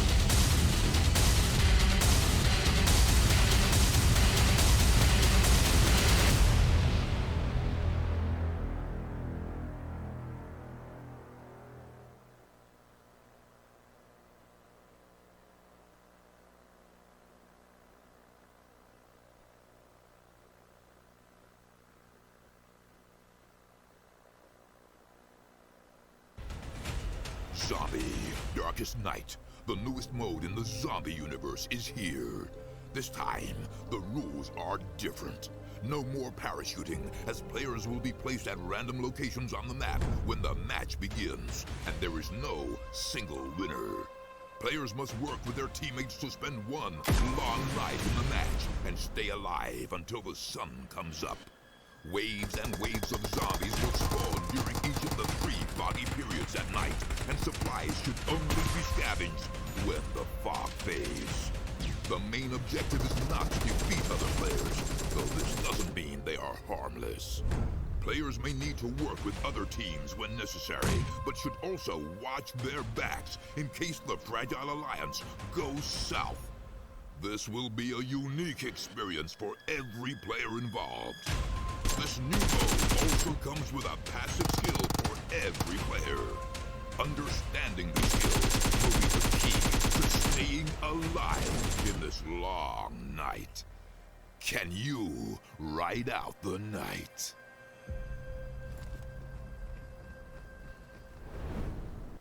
Welcome back, everyone, to the final day of the group stages for the PUBG Mobile Club Open. We're at the halfway point of the day. Games 1 and 2 have been played out. We've seen some pretty stellar victories, but now we reach into the critical moment trid of the day. Yeah, and there was, this last match didn't go out necessarily with a bang, more of a whimper. It came to a med battle between BlindedByWin and another team. Unfortunately, victory was yoinked out away from them. The team you'd expect to come away with the victory was unable to do so. The solo player ultimately outmade them altogether. BlindedByWin, you just saw on your screen, they're actually going down quite early, or at least losing 2 members, so surprisingly they managed to sneak out a victory. But that 37-point injection was exactly what they needed to get back in the standings and try and avoid that relegation zone. Certainly everyone is going to be excited to see where BlindedByWin sits now on the global leaderboards after that commanding finish. But speaking of commanding plays, well, Revenants, Peralta, that solo player, you can't take anything away from what he almost accomplished there. It was almost a full 1v4 against that squad.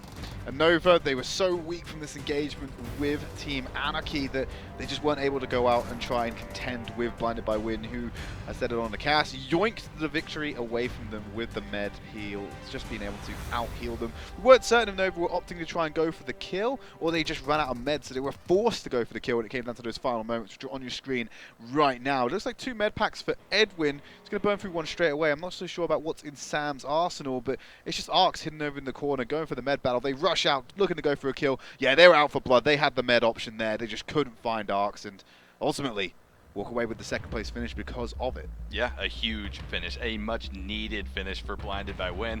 Again, had they not gotten it there, well, these last 2 games would have been even more sweaty for them. But again, they're not necessarily safe trade. That was what they needed, sure, but they're still going to be in that danger zone where a few other teams can leapfrog them and maybe push them back down on those leaderboards. But speaking of them, let's take a look. Let's see where our teams are landing after the halfway point of today. Looking really bad for version 2 Black right now, Esquire. 2 more matches to go for them and are still in 30th place. There's a 20-odd point gap between them and safety right now, so it is still surmountable in these final 2 games, but they need to start pulling out the W's and getting up the rankings in these individual matches. But so do HOKAGE, so do the Silent Killers, so do NVUS. These teams need to do something. They don't even necessarily need huge games. They just have to do something in terms of placements, or maybe even some kills to boot. But as we continue to climb, you're starting to see even more separation. A few of the teams, though, in the bottom of this page, still in that danger zone. That's absolutely huge for BlindedByWin, though. They climbed up to 17th place off that 37-point finish. You can show, just goes to show how much mobility there is left in these final 2 matches. Team Era, they are the gatekeepers of the 24th position right now. Version 2 White and HQA, they're still on 10 map wins. They're not safe, but they're the closest to dropping out into the danger zone. Revenants, just outside of that top 8 position. Tempo Storm dropping down another place. But they are still in relative safety with 170 points. I don't expect those to drop down below that 24th place position. Yeah, Tempo's had a tough set of games so far on the day. They lost members early, and it's forced them to play outside of their comfort zone. They're not able to roll around as that Tempo Storm deathball that we've been at least accustomed to seeing from that squad over the course of the last 2 weeks. But here are your top 8. Misfits still, again, not playing today, but they hold on to that first place position. Not for as long. Nova climbs. 46 points out of the way of it, Esquire. That's so close. Nova definitely in contention to take that first place finish. But enough reflecting on what has been. Let's look towards what can be as we jump onto Erangel, our 3rd map of the day, and we're looking at an eastern flight path.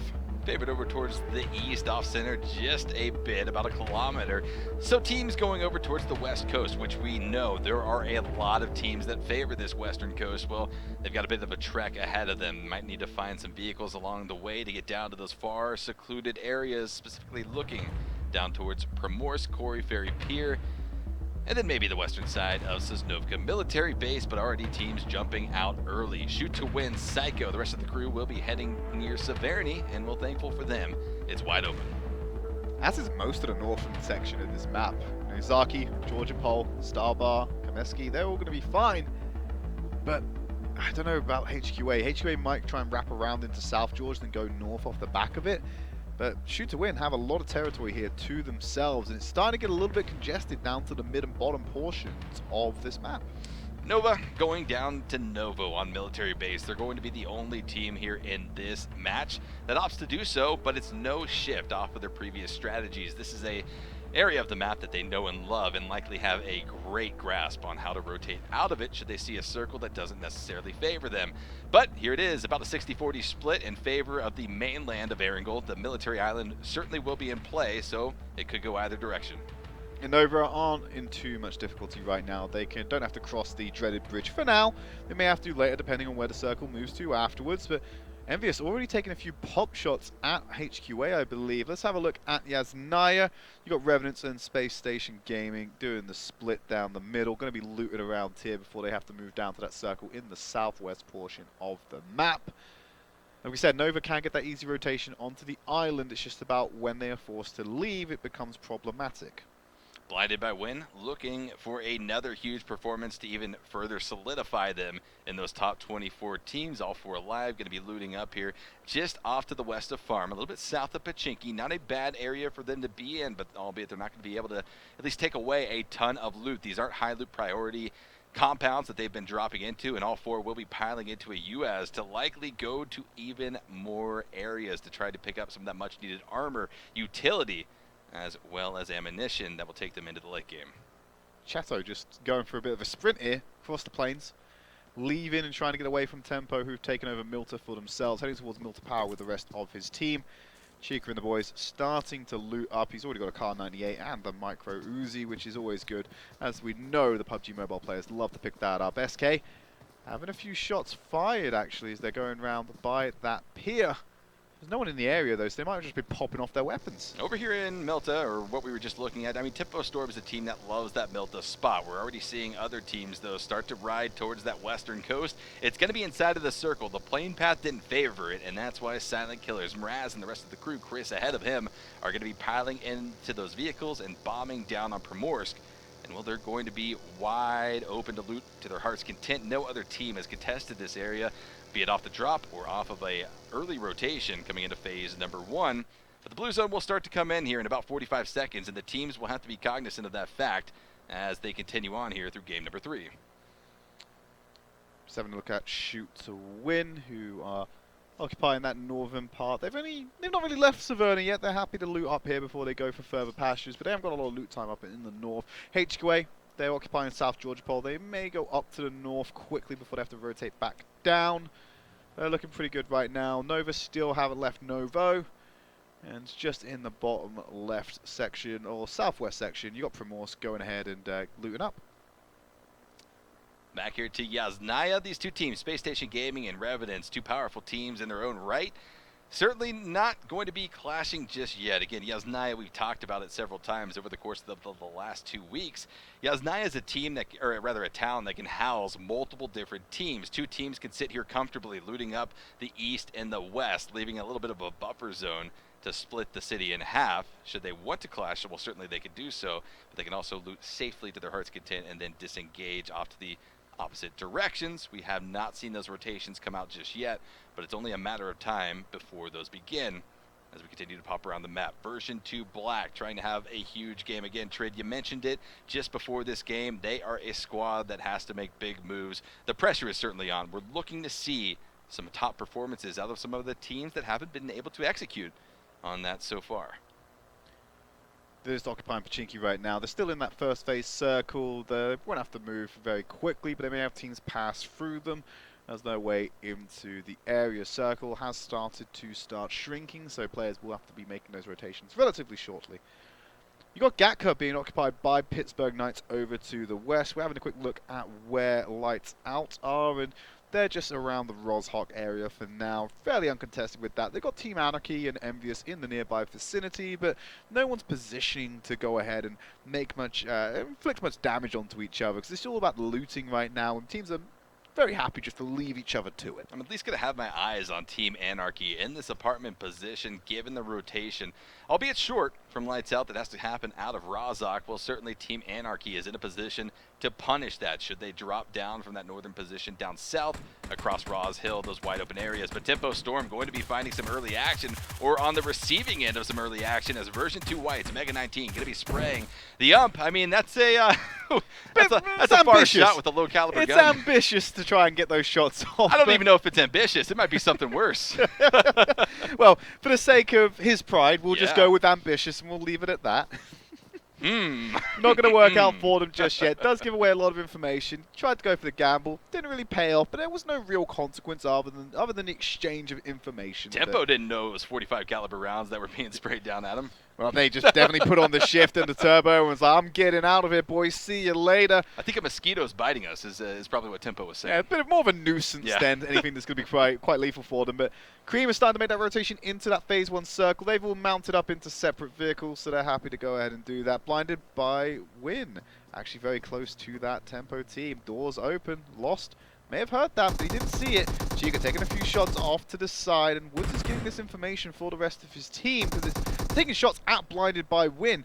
they realize there's only 2 Tempo members. They are definitely going to want to push this, but I don't think they're 100% on that fact, so they're not going to do anything too hasty. Tempo, they're very cognizant of that choice, that there's only 2 of them here to take this engagement, so they might not want to take it. Lost, looking around to the side, potentially going for the flank onto Woods. The other members of Tempo are very far off separated. The 2 members over in Melter aren't going to be able to provide support. Woods is trying to clear through this building, going to be spotting out Lost, sprays him down with the micro Uzi and finds the connection. Down goes one of the members of Tempo Storm here in this compound, but Chica is coming in to support, trying to spray down Woods, able to drop him down to about 45% HP, but the return fire comes out. Another knock for Woods on the Tempo Storm. They're going to be able to secure these flushes. The other 2 members of Tempo, they're not coming to help you out whatsoever, and Tempo, once again, just like last game, are going to be restricted to 2 remaining team members that try to break through to those top placements. On one side, disappointed that Tempo are being handicapped so early on, but when you look at BlindedByWin, a team that desperately needs these points, another 4 on the board off the bat. It's a fantastic start for them. Everyone's starting to mount up now and move towards the center for HOKAGE.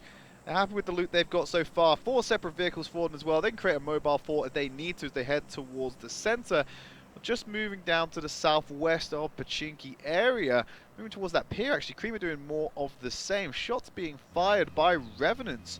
We're on board with Lights Out, who are probably one of the furthest away from where the action is going to be. Just southeast of Roshok, looking to move into the circle eventually as that phase is about to complete. We were curious how Lights Out was going to rotate out of Rozhok. They have the vehicles, and they're going to be going back through Rozhok. They maybe felt a little bit too much resistance wrapping around that eastern side of phase number 1. Well, back to Roz Hill they go. Able to secure some information. Lucifer pops back inside of the vehicle. Continues on across these wide open rolling hills of Erangel to hopefully find a better position. But phase 2 is popped. Let's get that on the screen and see where our teams will have to be going to try to find their next position inside of this zone. Down to the southwest we go. And will these teams from the north, from the east, have to make the trek? I'm looking at Nova, though. They've already moved off of Novo, that military island spot, in favor of that eastern bridge. But will they go back down, Trid? That's the question for me. Or will they opt to go far north onto the main part of Erangel and then rotate over to the west?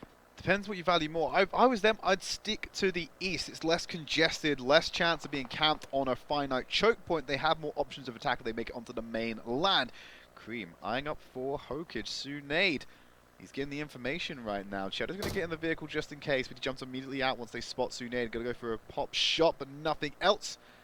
Trying to get eyes on. I don't know if they can actually see him he's on the cliffside, Trid. I think he's down there near the water running. I don't think he's out in the open. Sure enough, yeah, he will be down there and will be going down and out as Hashirama. As Sunade gets a loot infusion from his teammate. It's bittersweet picking up your teammate's gear, but it certainly is going to help them continue on here because Sunade needed that ammo to toss into the M16. But another team going to be entering the fray. Win.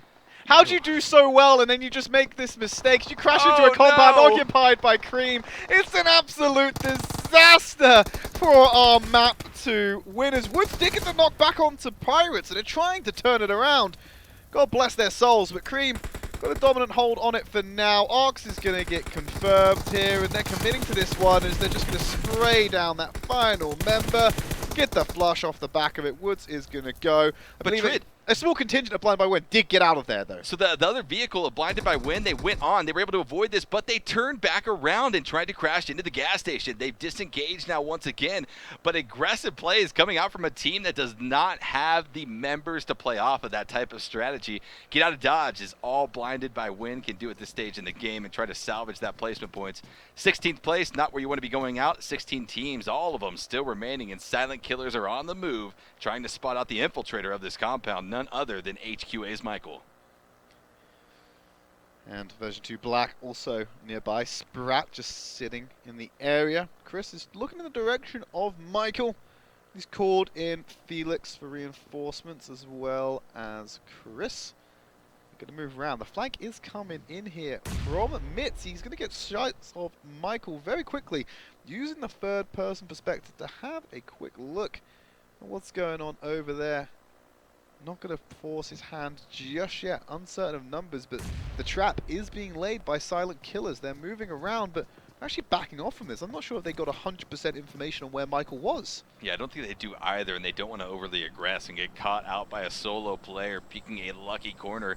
But Michael continues to hold strong just underneath that water tower, and silent killers want none of this. They're going to be at least pulling back inside of their compound as more teams start to at least surround this western bridge that is now inside of the circle as the blue zone starts to shrink in. Phase number 2 about to transition into phase number 3, and that's going to be none other than Toby Rama under fire as Cheto sprays down with the AKM, his teammates in tow as well. Damage being applied to the vehicle, not so much to the person.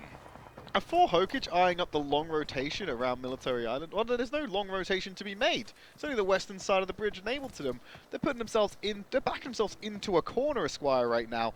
Cream will have to go past that general area, but they don't need to go into that territory that 4 HOKAGE are occupying. They can just go straight past. However, the same can't be said for them. It's a very difficult spot for them. You can't see it on the screen right now, but just over to the west, off of this position where Cream and 4 HOKAGE are, well, BlindedByWin sits in wait on the eastern side of this circle, and I don't think they want this engagement. They don't want to see any more conflict at this stage in the game. Not with Cream. Well, certainly not with Cream. Yeah, they already lost 2 members to that Cream onslaught when they crashed into the garage.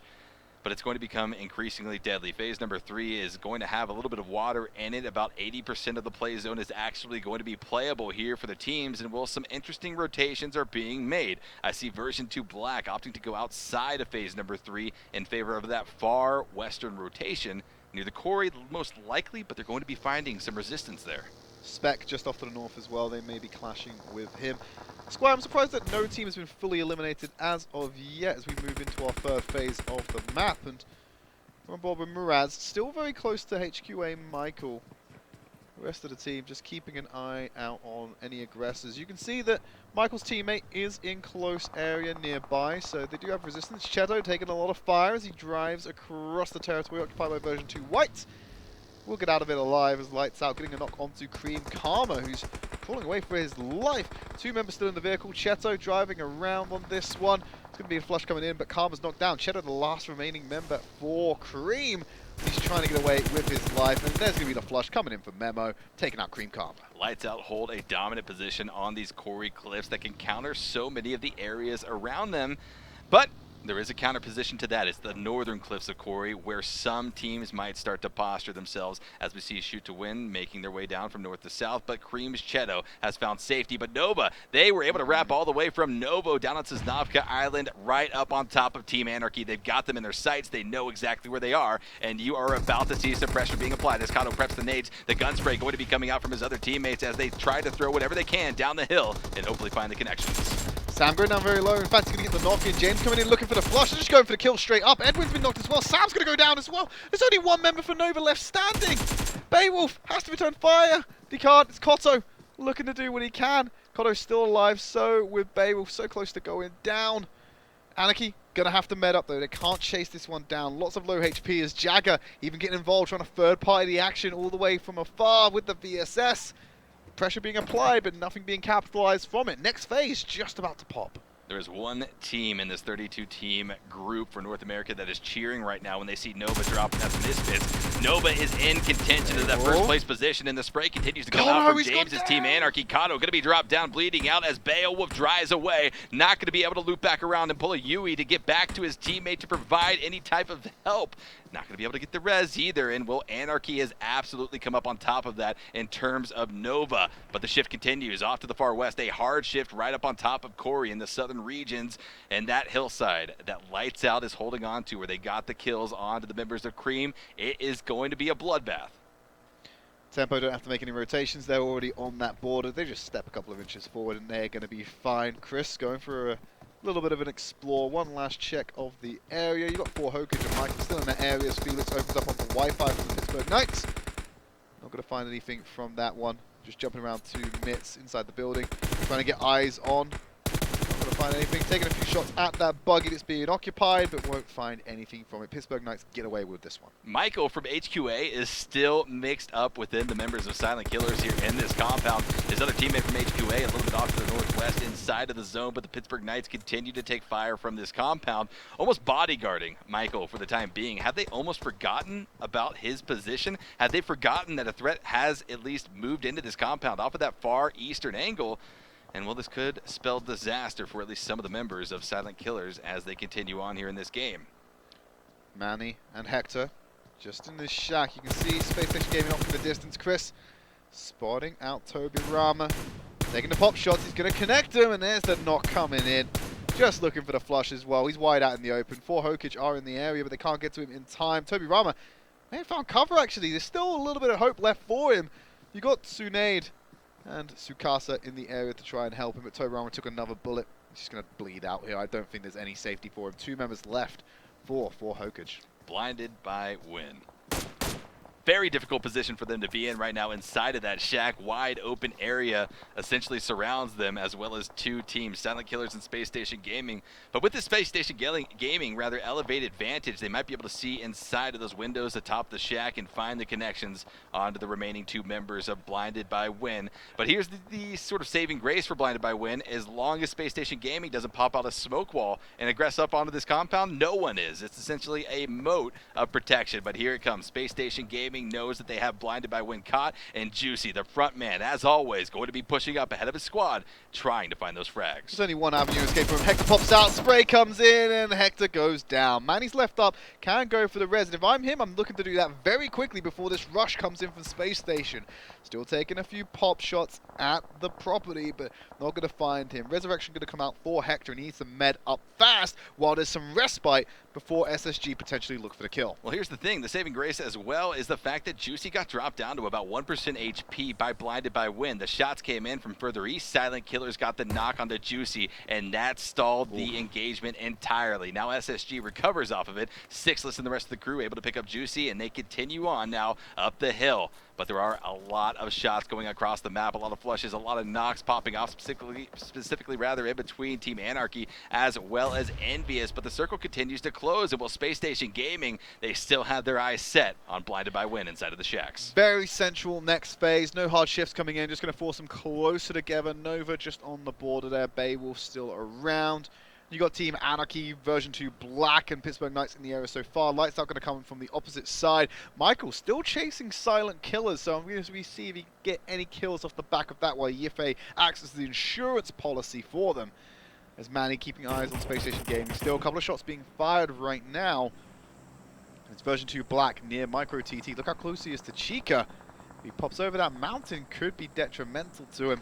He goes for the peek, and there's the spray down. Micro TT gonna get knocked. There's another member of Team Anarchy alive to keep him back in this one, but that knock's gonna easily be converted into a flush. No one's around there to get any kind of assistance in there for him. Keeping the concern, though, about version 2 Black's position, they already lost Sprat. They're working with 3 members alive, and they're dead center. This area isn't necessarily favorable to be centered up in because of all the deflate, all the dips that present themselves for teams to encroach upon and be a deadly threat. Seagut, though, lights out, going to be fragging out. A few other teams starting to at least move in off of this eastern flank as HQA continues to snake on the backside of where the Silent Killers are rotating. Silent Killers inside, but it's going to be lights out here from the Corey Hills once again, trying to spray down onto team number 12. Version 2 White in a lot of danger, trying to get out of dodge. They're not going to be able to do it. Memo with the M416 headshot finds Mega, drops him out of the vehicle, and Version 2 White has to continue on. If they stop here, they risk being swarmed by all of the other teams currently in the vicinity. I think Silent Killers also found Michael, who's sneaking in with them, so Yife is the last remaining member. Look up on the hill here, Psycho taking some shots at the vehicle. Slav gonna actually be dealing damage onto Bad Player. You got version 2 White, version 2 Black potentially being set up here as Shoot to Win. Look at the third party on that one. Psycho taking a few shots, will get the knock onto Mega. And look at Lights Out trying to scurry away from the vehicle. Lucifer pinned down behind this tree. Psycho still raining down fire from above, but some shots coming in onto him. Needs to take cover, stop his reign of attack. I think it was Beowulf taking those pop shots off to the side. I am a little bit upset right now at Lights Out. They did not play the Corey Hills as they needed to. 2 other teams that pushed up now, and they have totally given away their position, stuck to just hug the cliffside of the Corey Hills that they were previously up on top of. And we'll see, he's got the Dacia prepped and ready should Memo and him have to cross the road, the wide open area to get to Lucifer. If they pound that Dacia rather into the back of the UAZ, well, they might have an opportunity to create a lot of mobile cover for them to utilize inside of this zone as the blue closes out. Shadow just been spotted out there, believed by Beowulf. Will get that kill. Version 2 Black occupying Central right now. Silent Killers very close to them. Everyone else playing Edge for the time being. And the next circle's going to pop, dictate the movement. It's moving over towards Tempo, towards Pittsburgh Knights and Space Station Gaming. That northeast section, a lot of people are going to have to get mobile and expose themselves to a lot of fire. And it looks like we're about to have a 3-team clash down here to the south of phase number 5. Space Station Gaming just off to the east of Tempo Storm, as well as the Pittsburgh Knights, but they've spotted out the other members of BlindedByWin that they've had their focus on for so long. Stuck now behind a crate. They've departed the shack. The blue zone on their backs. What can BlindedByWin do here? They've already utilized those smokes in that shack engagement with SSG, but can they get the necessary knocks to open up their opportunity to make the movements? Pittsburgh Knights, though, under fire. Juicy continues to hold any type of flank position, not letting anything get past the Space Station Gaming squad. Looking for the reses. After that engagement, they actually removed Tempo Storm from the map altogether. So Pittsburgh Knights picking up a squad wipe there on that one, but he needs to get back in the game because the pressure cannot be let off. Like we've already pointed out, Space Station Gaming eyeing up BlindedByWin off in the distance. They need to be conscious of what's coming over the hill to their left, though. Collins taking out Psycho. Hector going to be dropped down by Chris as it's Memo looking to find members of Shoot to Win. He's got the flush, and there's another one coming in as well. It's all gone wrong up on that hill, but version 2 Black Space down. Memo gets the knock.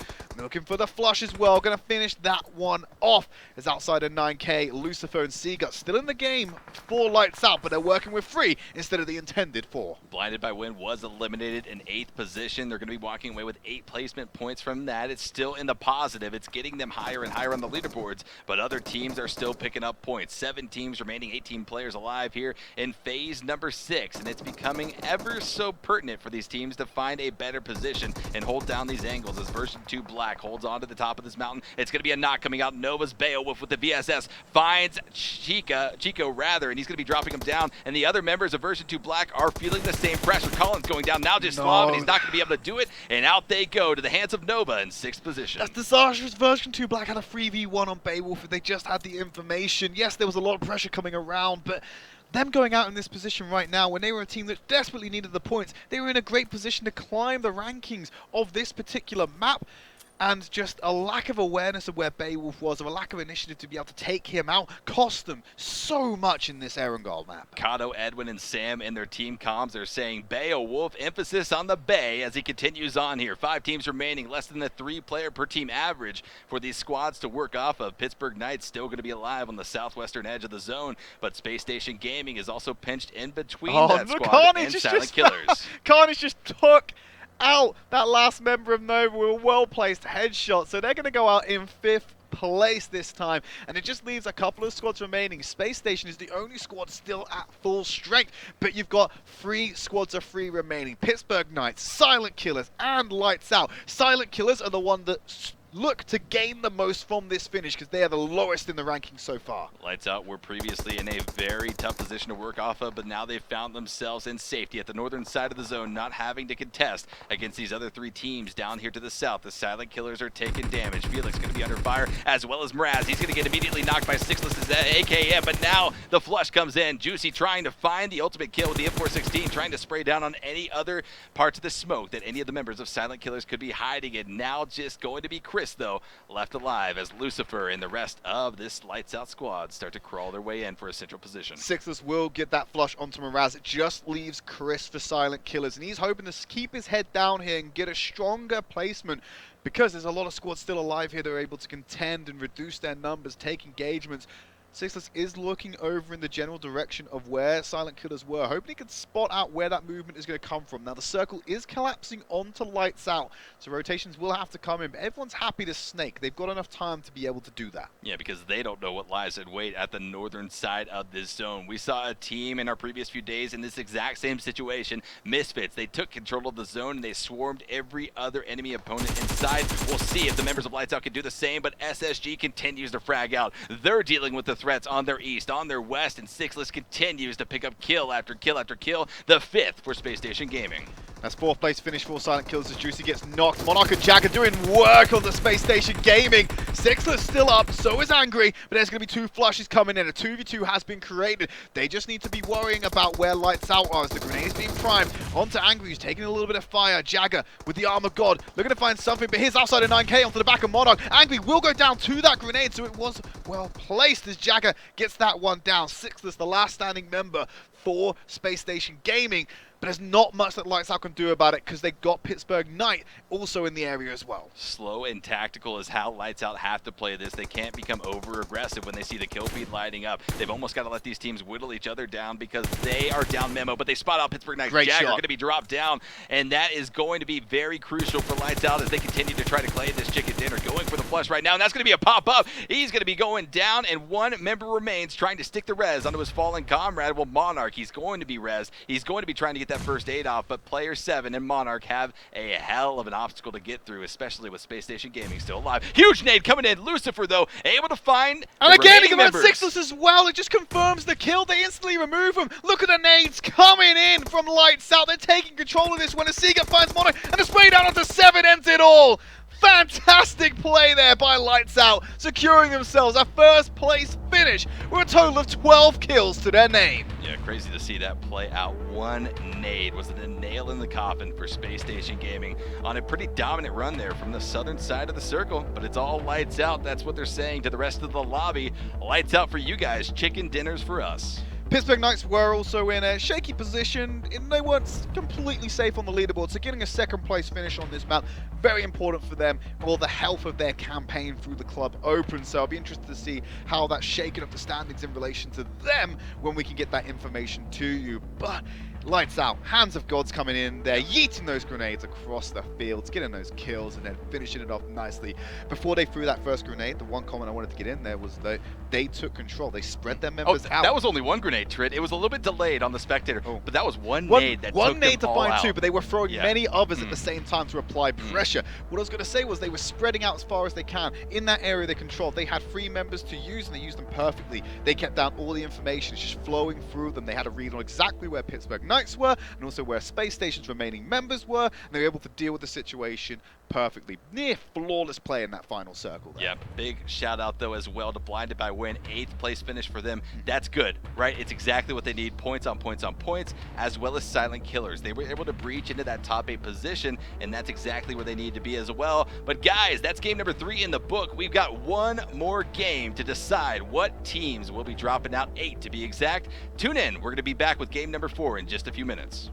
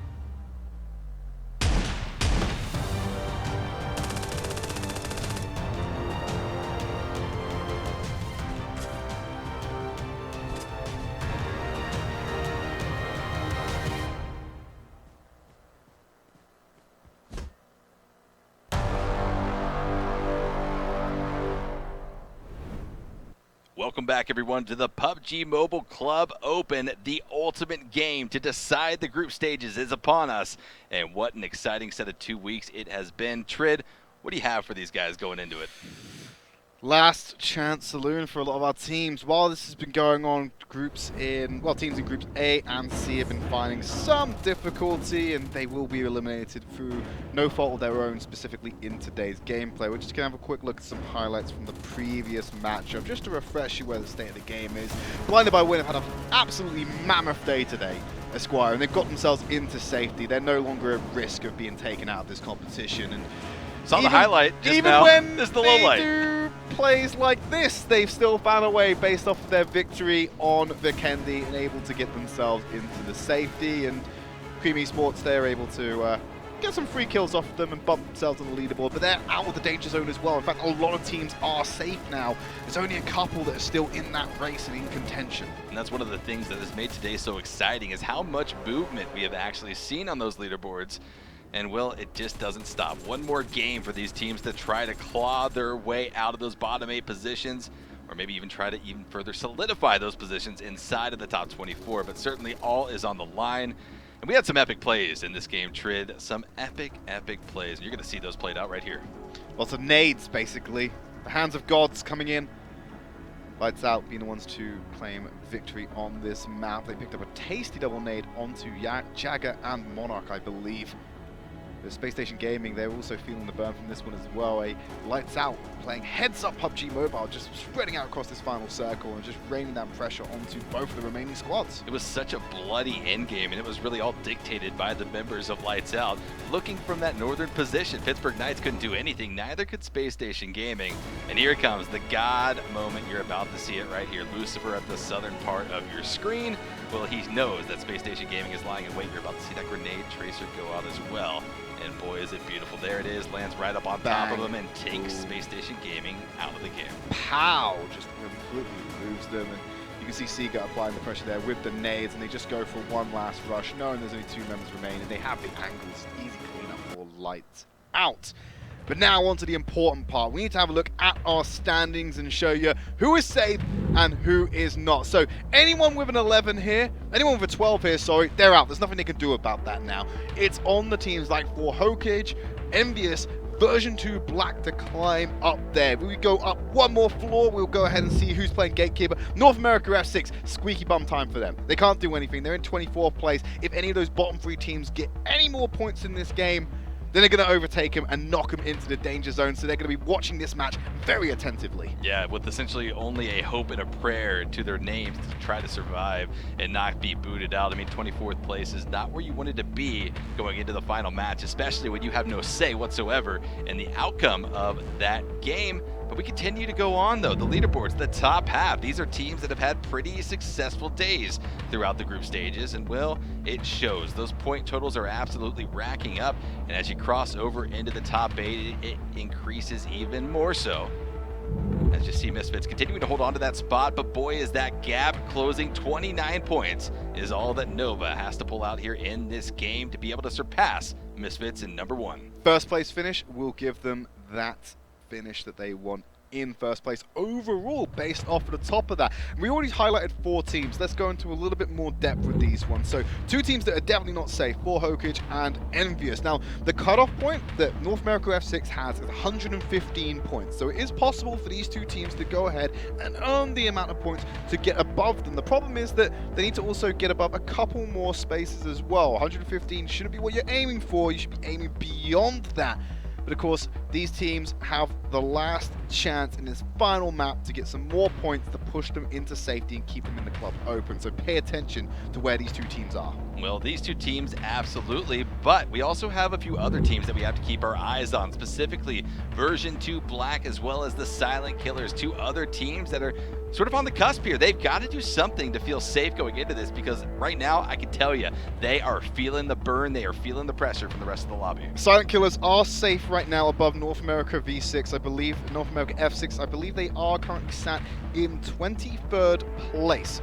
Version 2 Black, they are outside of that area. So you can see there's only 8 points that separates safety and absolute disaster for a campaign. And these bottom teams are the ones you really need to keep an eye on, and we will try and highlight them where we can when this is coming in to tell you what their placement actually means in the context of these standings. That's what's going to be so crucial about this fourth and final map of the group stage. Yeah, so crucial but also exciting, because when one team gets knocked out, well, it might not just mean them getting knocked out of the game, but also out of the tournament entirely. So definitely a huge game all around. Will Nova be able to put up a stellar performance? That's one of the scary things actually about this lobby trade, is the fact that Nova has a lot to gain in terms of pride, and well, they can put it all on the line. They can play risky if they need to, but let's pop it into game. Our players are loaded into the plane and will be soaring across Erangel, way favored down towards the south. Not a lot of territory going to be utilized to begin with. Vehicles are going to be key here to getting mobility, some safety, and some good loot to boot. What I'd love to see here is a Northern Circle come off the back end of this and force everyone up into the top of the map and have everyone on the move. But I don't know. I don't always get what I want, Esquire, so I might You not did end on up having Vikendi. that. Yeah, I did have that. I was calling for hard shifts to the right, to the east, and that came through just in time. Maybe a bit of a circle whisperer today, but we'll find out on Erangel. A fan of the viewers and hated by the players when you call those circles, but certainly it is going to be a difficult game, even if the circle of phase 1 ends up going smack dab in the middle. But already seeing some familiar drops. Tempo dropping out over just atop of Milta. Nova going to be popping out, heading down towards the south. No really surprises here, but it's really going to be interesting to see what teams actually make the shift. Spacestation Gaming already going to be heading down towards the eastern coast, favoring the northern side of things, but Revenants also doing the same. It's only going to be Revenants going up there, like you said. Nova going to Novo, as always. They're one of their favorite spots. Cream going to settle down by Milta and Milta Power. Tempo sharing that territory with them, as they usually do. You can see HQA going down into the southwest corner of the map. Now, that's a northwestern circle, so Military Island not being implicated at all based off of phase 1. A lot of territory to play with, though. Yeah, certainly a lot of open space for teams to rapidly send their vehicles into and hopefully claim a dominant position inside of this circle. Again, very impactful game. All eyes are on every team because every team's performance has an impact on this game. Kato, the rest of Nova, going to be looting up to their heart's content here in Novo. They've not seen anyone contest this drop since week number 1. It's been free reign for one of your top contenders here in this lobby as far as the spot. Nova's going to have that one. There's a few shots being fired here. Revenants implicated in that firefight. You can just see in the background, going across the horizon, Space Station Gaming, Juicy and Angry in a vehicle, sharing that one together, right in shotgun. As they go across, BlindedByWin goes straight into version 2 black. They crash into a compound. Oh no, they have to turn around. Sprat's actually behind Arcs right now. He can get a pincer here, but I don't think he has a weapon. He's running, but not firing. This is the same thing with BlindedByWin. They have no guns to hand, and they're just going to be lambs to the slaughter to version 2 black. A fantastic start for a team that sorely needs those points. That they did late to the party, but that didn't stop them from landing on the compound and securing the weapons before BlindedByWin was able to do so. So now, BlindedByWin is on their back foot. They have already lost a lot in considering what they have to work with in this game to feel comfortable, to feel safe. And well, version 2 black, like you said, Trid, a great start for them. Picking up 1 kill, certainly it's only 1 point, but it seems like they've got a little bit of confidence now rolling on through this game, as well as a nice position inside of phase number 1 as they continue on to the north, spreading out completely safe in that decision that there are no other teams nearby. Team Anarchy have apartments next to school on lockdown for themselves. Spacestation Gaming gone up to Yasnaya with Revenants. Nicole Tile, Nicoletta, actually jumping in for the first time for Revenants 1. Been a substitute on this roster for the entire time. Now actually will get some game time now that Revenants are safe. Fair enough, get your substitute players in the game, get them used to playing, because you may have to utilize them later down the line. And identical drops for those two teams. Revenants and Space Station Gaming were the two teams that found themselves within Yasnaya in game number 3, or game number 23 in total for the group stages. So, not a lot of shifts. I think these teams can expect this going forward whenever they play Erangel. But Nicoletta and Espinoza will be riding along that hillside. They're not going to be stopping in Yasnaya, maybe favoring, at least based off of where the circle is showing us, to go towards Severity or shooting range. Lights Out are currently split in the area, and there's a couple of them going over to where 4 HOKAGE are in South Georgia, Paul. But you've also got HQA heading up to that area as well. Lucifer's trying to catch up Here's BlindedByWin, stuck in another engagement potentially with Silent Killers. Now, this is so important for Phoenix to get these kills here because they are one of the teams that needs to maintain their position of safety right now. If Woods to take out a member and put them down to 3 off the bat, it's going to be a terrible start for them. Pre-fire on the corner with the M416, but it's going to be his teammate Arcs with the SKS that finds the down onto Felix, and then Manny comes in with the DP28. It ends his life entirely. Now BlindedByWin. Well, they've got 3 players alive. They've got to do something here. Woods, Manny, and Arcs are certainly going to have a tough time continuing on here through this game. They should be able to recover, getting a couple of points, or to recover from their loss. A kill for a kill, a life for a life, a soul for a soul. BlindedByWin, keeping themselves in it. South George going to be a hotbed of contention very quickly with HQA, Lights Out, and 4 HOKAGE all occupying that area. As you can see, Memo in that house by himself, and on the horizon, Michael, Zephan, and Yife all looking to get in on there. Cream is spread out all the way across that southeast coast over on Milta Power as well, and Nova are just doing their own thing in Nobo. Shoot to win. They got Pachinki all to themselves, and Tempo are actually making some rotations into that phase 1 circle now, leaving Milta, their territory, and heading in just to the southeast of the circle, passing by Farm on their way in. Blue zone starting to encroach now on the edges of phase number 1. So our teams that are finding themselves outside of the circle, specifically our teams on the far eastern coast of Erangel, are going to have to start making that rotation. And down here, well, it's in the crates area, just east of South Georgia Pole. It's none other than 4 HOKAGE. One of the 3 teams that has already secured a dominant position inside of phase number 1. Not many can say that they have done this, but they have also positioned themselves very closely to the team that we were just looking at, the 2 teams rather, HQA as well as the members of Lights Out and South George, but they are separated enough to have at least a bit of a safe time looting up. No real engagement's going to pop off here just yet. That can quickly change, though, as the game progresses. And Silent Killers, they're leaving away Primorsk in the Ferry Pier area to try and get a more central location, heading up north towards Ruins. Might pass by Shoot to Win on this instance. BlindedByWin also off to that southwest. They've already kind of faced off each other. Version 2 Black heading further north into that South George area. They might want to avoid it if they're playing for placement this game and trying to get as many points as possible. You got Chris in the buggy. I think he's ahead of the pack. And he's chasing after Mitz, who's leading the convoy to greener pastures over the gap. Nice and easy. He had the requisite amount of speed to make that work. A tactical play, showing off his driving skills in the buggy as Chris and the rest of his team continue on that path. But other teams are making rotations as well. There's one thing that we know about PUBG mobile rotations. They are deadly. It's the most vulnerable state that your squad can be in, trapped inside of a car, only being able to shoot out of the windows if you have passengers.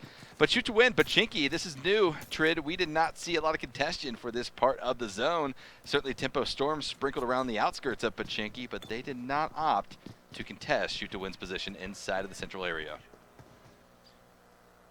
Shoot to Win are going to share some loot, jump in the vehicle, and opt to leave. You can see Nico speeding along the horizon with Tempo as well, going around Pachinki to get into a more central position. They want a path right now to collide with Pittsburgh Knights, so they're not too careful. Spot Monarch there, just south of Ruins. Shoot to Win, going to just move around and keep the vehicle in hand.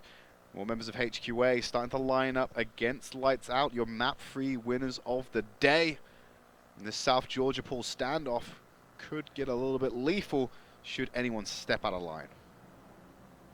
Memo able to secure a nice elevated position on the roofs of the front 6 buildings. This is a spot that gives you a great elevated spot in terms of what these teams will be expecting, and specifically HQA, who is moving in to the area that has been dominantly held by Lights Out so far in this game. The front 6 is certainly not an area that you want to push up on if you don't know where your enemy threats lie, and HQA may soon find that out, but they're already going to be pulling some vehicles from this area. Yafei going to be popping into this building, instantly realizes, yes, it is looted. You need to get out of there, Yafei. Spending too much time here, you're not going to be picking up anything useful, and certainly might be catching some bullets in the process. Nova have got onto the mainland right now. They wrapped all the way around Military Island, go on the western bridge to get onto the mainland. Cream are making the same rotation from Milta Power right now. Every team in that first phase 1 circle.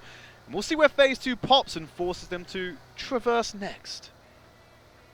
Pirate, very low on HP, safe for the time being, though he's likely going to stop here to get one of those first aids rolling. Needs to do so, but Cream might face off against some resistance as they make their way into phase number 2, which has just popped. It's going to be a pretty centralized circle based off of what we were looking at in phase number 1, so if you found yourself as a team centering up early on, well, you don't have to move too far. But any team that has to move, you're already starting to see the convoys make their way up to the north or over to the west for some of these teams. There's going to be a four-way clash just south of Ruins. You can already see Shoot to Win being implicated. Nova about to pass through in between Pittsburgh Knights and Tempo as well. That could just be a firing line and they're not too careful, and it could cause a lot of casualties early for teams that really don't want to be doing that. Same thing for 4 HOKAGE as they head in as well, but Nova's going to crash into this compound, just staring down Pittsburgh Knights. So Beowulf continues. He's going to be implicated in this one. Wi-Fi may open up on him. He's going to get the spray on and immediately makes that diversion and gets out of there, leading Nova away from it altogether. And Nova loses out on a pretty good position. Prime real estate, Esquire. Prime real estate. Exactly right, but a good counter position being held by the Pittsburgh Knights send Nova on their way packing.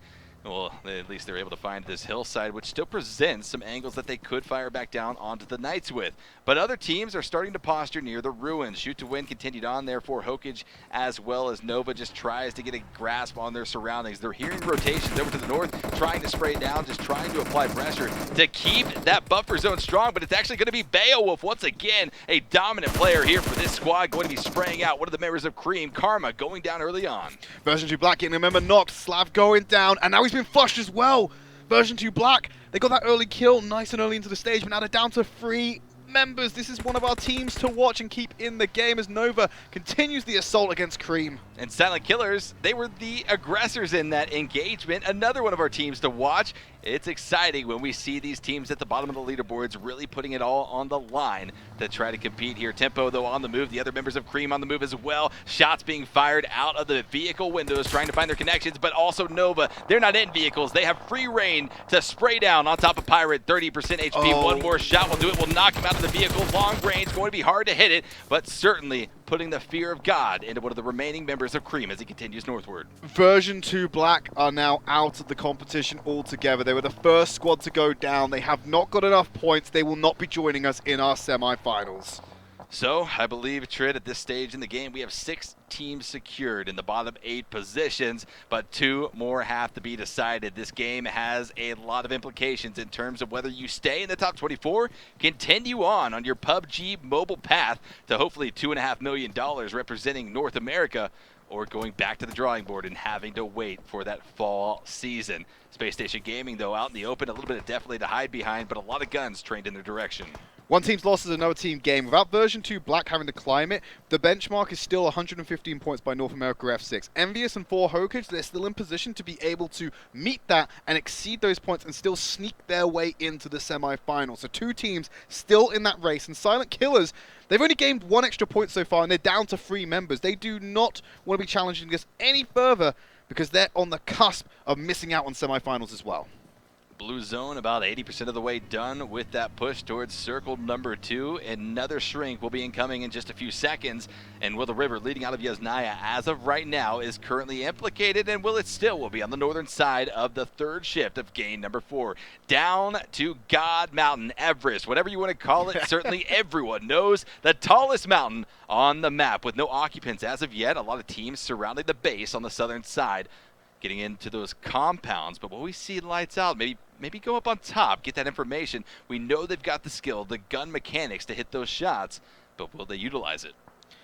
Only the tallest mountain can be occupied by the Pantheons of PUBG Mobile. Revenants looking to come in. Lights Out are currently in between them and what could be a potential objective for them, as they're just making their own rotations closer to the center as well. Spacestation Gaming getting awfully close to Nova as they're driving in these vehicles, being lightened up onto Juicy, who hasn't taken enough damage yet. Sam looking to throw a grenade off of a dismounted Spacestation Gaming player over the top as Juicy takes some fire. Sixless is moving in to provide some assistance, and the rest of Spacestation Gaming are crashing in on this. Another grenade thrown out by Sam, a little bit more on target, but still won't find the mark, and Nova retreat back into the cover of these buildings. Nova continues to hold on to very powerful compounds. These guys have a strategy, and they play it out, and they execute it every time that they're given a slight window of opportunity to do so. Kato continuing to look, though, down to the south, up the hill, trying to spot out any enemy threats, rather, that could be coming through the area. But Revenants taking a lot of fire. Space Station Gaming spraying down. Shoot to Win, rather, spraying down as well. But it's going to be the lights out here. Spotting out Shoot to Win. Martin going to be dropped down immediately. Siga taking a lot of damage. Has to get a recovery going before they continue to aggress upon him.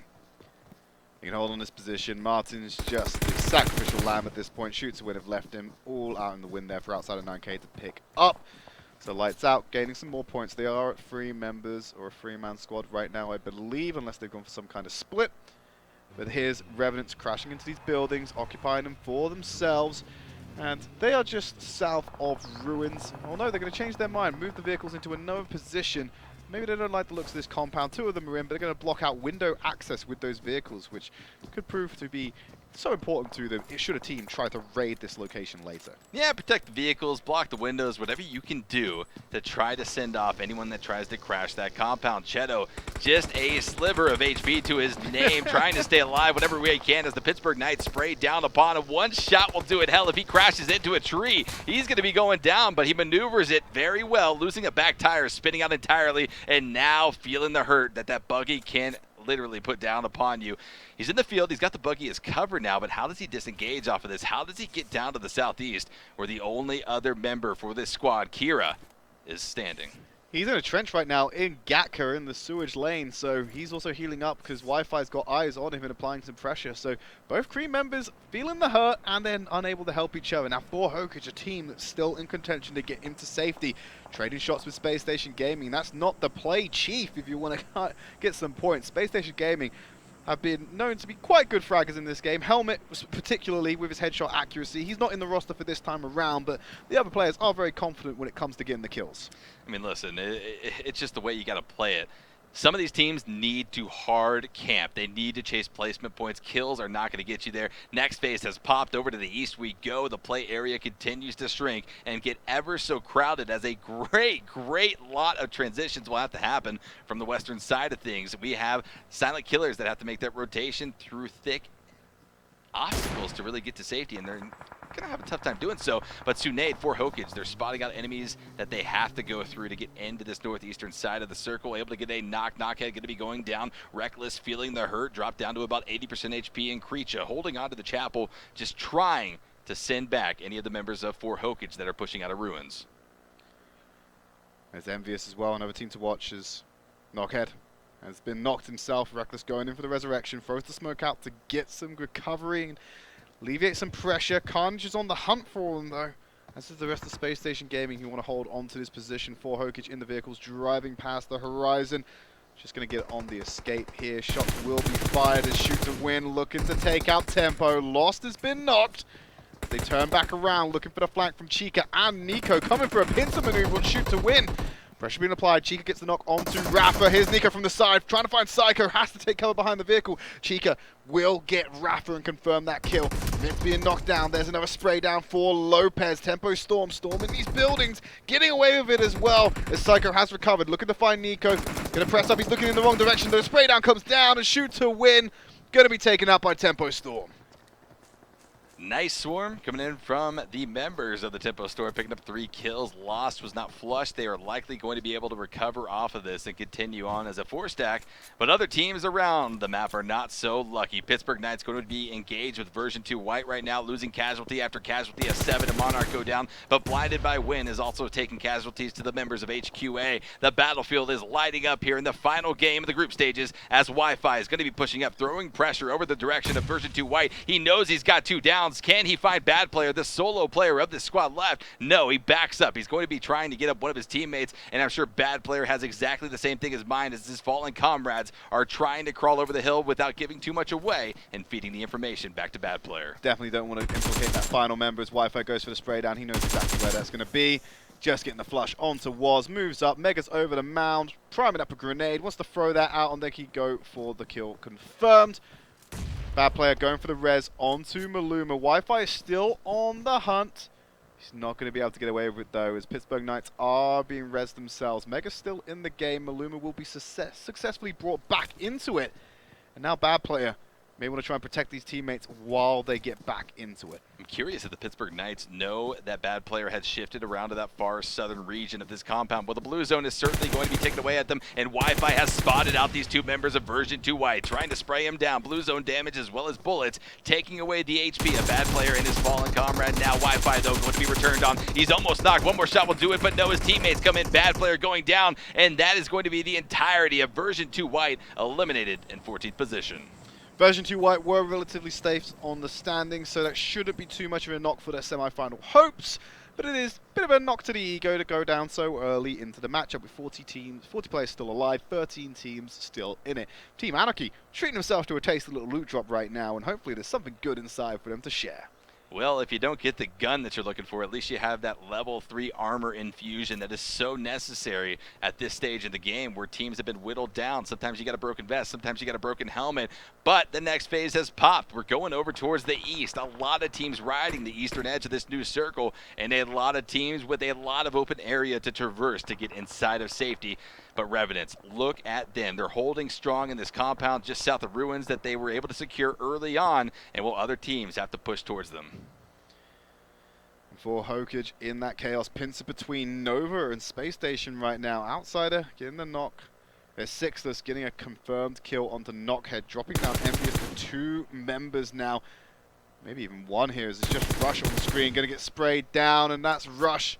And the rest of NVUS going out in 11th place. They haven't done enough there. That's NVUS going out of the semi-finals. Only an extra 5 points to them. 108 was not the scoreline, Chief. NVUS will not be joining us in the semi-finals next week. Sixless of Space Station having a great game so far, picking up 3 out of the 4 kills for their team up until this point. But now Revenants inside of this compound, like I mentioned, they've been holding on to it for the better part of 10 minutes. Well, they've got Espinoza. He's also going to be almost an insurance policy, a flank play, an unknown outside of the building should anyone push up. And here comes Lights Out off of the western flank. They're just north of one other team, and they need to be careful. They're under fire. Peralta going to be slinging lead in their direction for the M416. He's spraying it down for now. Revenants looking over towards Tempo. They've got a nice spread here. 2 in one building, 1 in another, and you've got Espinoza on the outside. Tsukasa and Tsunade getting some kills on the board. Nova actually being knocked in that one, so they've decided to pick an angle to fight from. They just need to start confirming those kills, otherwise it could be turned around to them very quickly. Spec taking some shots at Wi-Fi, won't find any connections. You can see Beowulf is retreating around. Edwin's holding the angle to stop the aggression coming out for HOKAGE, while Beowulf goes for the reses and brings both his teammates back in there. And also lets them get meted up as well, as there's going to be some smoke grenades thrown out by Team Anarchy to obscure some of the sight lines currently presented to them. Lights Out still holding on to this position, but Lost knows exactly where they are. Going to be lobbing nades in that direction, hopefully to find a connection on one of the members of this 4 squad. But it's going to be Chica that finds Outsider 9K. Down they go, but Lights Out is engaged onto BlindedByWin. Ark's going to be going down for that squad, and now turning it right back on to Tempo Storm's lost as he gets dropped, and Lights Out goes for the reses. Memo on the Outsider 9K is so crucial that they pick him back up and continue on here because they just got shifted upon. They've got to continue on to the east. And Lost, going to be dropped by 7. That's going to be a kill confirmed, but Chica turns it back around with a headshot. Will knock him back down to his knees. Remember, keeping an eye on the sight line. Jagger knocks Spec. Killer getting knocked down by Cotto as well. This engagement is heating up. So many teams staring each other down. As Space Station Gaming moving up closer to the circle, but they're opening themselves up to Tobarama on their left flank and James on the right. They need to be cautious of what they're looking to do here. He's going to get down in the ground and start snaking it into safety. Throwing nades, trying to catch out anyone hiding behind a rock, and he might be finding James very shortly with a few of those frags that are going out in his direction. But a frag right on top of his face. It's going to be putting out damage, but not enough to get the fatal knock as Sixless rains down even more grenades and picks up another knock onto Team Anarchy. James has to worry about this now as his other teammates are so far separated, and it doesn't look like now with that push coming out from Space Station Gaming they're going to be able to do anything. Into Revenants, into the center, Seagut and Lucifer. Lucifer's already gone down on this one, and Seagut's still up. It was a knock from Espinoza. As Juicy is going to be taking out James. Memo gets knocked down by Nico. Beowulf in safety here as outside 9K will go down to the play zone. His team's in no position to help, but that will confirm the kill on the flush. Nicoletta being dropped by Beowulf for the headshot. Wi-Fi finding Memo as Angry takes some fire, but he's back into safety now. Peralta getting flushed out by Edwin. Tankard the same by Beowulf. That's Nova wiping out Revenants and confirming all those kills with a headshot onto Espinoza from Beowulf's VSS. All 7 of our teams, except for 1, have found themselves safe inside of phase number 6. The only team that still has to make that trek, well, it's Tempo Storm off to the west, and they have a lot of guns to get past to even get to safety if they are able to find cover inside of these open areas. Edwin continuing to frag out prone position, but has the angle outside of that window to try to hit on Tempo Storm. Sam trying to do the exact same thing through the door, but keeping aware that there are other teams and other threats still lying. It's essentially snakes really coming off of that far eastern position. 21 players alive, though we're at a 3-player per team average. Some teams certainly sitting a little more pretty than others as we continue on here into the final minutes of the final game of the group stages. HOKAGE needed 23 points at the start of this match to be able to get to safety. It's doable. If they get third place with a couple of kills, they'll walk away with the requisite amount of points. Getting first place will guarantee it for them. We're on board with Spec right now, just trying to keep up with the blue that's moving in and find a safe way. Nico's just been ended by Lucifer. The flush comes in as well, and Spec going to get dropped by a headshot. Lucifer truly is the devil. And guess what? Tempo haven't dealt with him in time, and now he's going to claim their souls. Chica in the corner, just being sprayed down, but he's safe for now. Snaking it out, going for placement. Carnage rushing onto Lights Out. That's a terrible mistake, as Juicy's going to get dropped down by Sega, as well as Carnage. He's found 2 as they've rushed this position. Kodo has ended Lucifer's streak. Juicy then getting flushed out by Sega. So is Carnage. So Spacestation Gaming down to 2. Angry and Sixless, the last 2 standing. Next phase has popped. It's going to be favoring Nova over there in the yellows, and every other team essentially has to move down to them. Remember, Nova is currently sitting in second position. They needed about 27 points to bridge that gap between second and first. That's going to be a second place finish and a few kills, or even that chicken dinner will absolutely secure it, and they're setting up, looking pretty like they're going to be able to do this, but certainly 4 or 5 other teams stand in their way as Edwin continues to look out. Space Station, though, on to the members of Lights Out, and Pittsburgh Knights will be lending a hand as well. But it's going to be a turn. Seagut onto Angry, able to get the knock, and now Seagut gets traded out there after. It's a 4-way fight between everyone except for Nova. More importantly, 1 kill going over the 4 HOKAGE, which is going to help them in the long run. Tsukasa got a nice position in the buildings. They are contending with Nova as Pittsburgh Knights are on the outside. Now, if they can survive Anarchy and Pittsburgh Knights, they get a second place finish. If they get a couple of those kills, 4 HOKAGE will make it into our semifinals. But it's not over yet. 4 members of Nova going to be hiding out inside of these yellow buildings. Well, hiding isn't necessarily the right word because they have been fragging out of their minds this entire tournament and will continue to apply the pressure here as Edwin with the M416 finds a knock onto one of the members of 4 HOKAGE. 3 more left alive as Hashirama, Tsukasa, and Toby Rama are trying to do whatever they can to stay alive as Anarchy going to be taking casualties to this 4 HOKAGE squad. And now every member of 4 HOKAGE has made it inside of these yellow buildings. They don't have much further to rotate at all. Just have to worry about Nova and Pittsburgh Knights. If 4 HOKAGE goes out right now, they'll have 21 points. They need 2 more kills or to get that next place finish in terms of second, and they will make the semifinals. Jagger being knocked down as the rest of 4 HOKAGE goes for the heals. They could be potentially staring down a 4v4 engagement with Nova, but if they make second place at this point, they will be in our semifinals. They just have to make sure Pittsburgh Knights dies before they do. And they're in the position to do just that, lining up inside of this building. No one going to have angles on them. They're deploying smokes, getting concealment to work off of as well. Just trying to do whatever they can to secure those points that they so desperately need here as Jagger continues to bleed out. No one able to safely res him just yet. The final phase of the final game here. It's going to be collapsing in and on itself here in a matter of a few minutes, and teams have to posture themselves properly to be able to survive the longest, to be able to claim that chicken dinner. But no one is forced into battle just yet. Pittsburgh Knights have at least a few meters of room to work with before they get to the edge of that hillside, and they can look down onto this engagement that is starting to pop off between the members of Nova and 4 HOKAGE. Nova is more attentive towards where 4 HOKAGE are because they are safer ultimately. Pittsburgh Knights are going to have to expose themselves to get into safety. Now the smoke line will cut off a lot of the sight from both Nova and 4 HOKAGE are keeping their eyes on it. Bullets being traded as Pittsburgh Knights hopefully looking to press forward. Very slowly though, they're going for the snake strategy. Wi-Fi going down low. Now he stands up, goes through the smoke. Nova are going to hear this and they're going to turn around to try and answer as they spray down. As Wi-Fi gets close to the building, takes an alternative angle, but he's not conscious of where everyone is. As 4 HOKAGE are trying to look for this one. Beowulf getting sprayed down. The rest of Pittsburgh Knights getting into the prone. They're trying to find something here, hugging this wall as the circle moves in.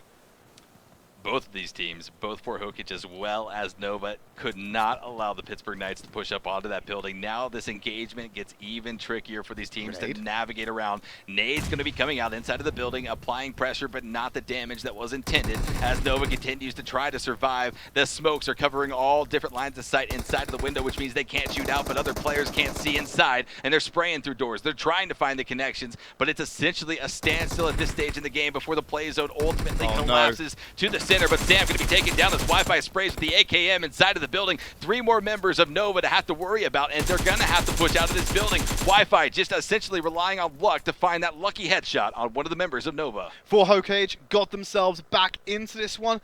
They had a member knocked. They're going to put him back in the game, spraying down, applying that pressure to Pittsburgh Knights. They've erupted out of the building. Hashirama, that's a terrible misplay, as Kodo will take him down, and Hashirama gets flushed out of the game. 3 members down. They just need to out-survive it, but Pittsburgh Knights 7, he's tanking the blue zone. So is Wi-Fi, they got down. This might be enough for HOKAGE to do it. They die to the blue here. Pittsburgh Knights still have Jagger in play. He's going to res Wi-Fi. Edwin has gone down to the blue zone, but he should be able to stay alive and get recovery from the rest of his team. But Toby Rama wants to get the flush there. Remember, if they get 2 kills or out-survive Pittsburgh Knights, they will make it. There's a spray coming around. Kodo gets the pro onto Wi-Fi. The knock comes in for Kodo. Toby Rama applying pressure. Jagger goes down for HOKAGE. They've done it. They will be joining us in the semi-finals, but can they go out with the bang and get the first place chicken dinner? They've got to do it here. It's essentially pride on the line, and I don't even think that they know that they've secured it just yet. Oh my god, they found 2. Looking for the 3rd one as well. Sam gonna go down for HOKAGE! Even if they didn't get those kills, they come in with the first place finish.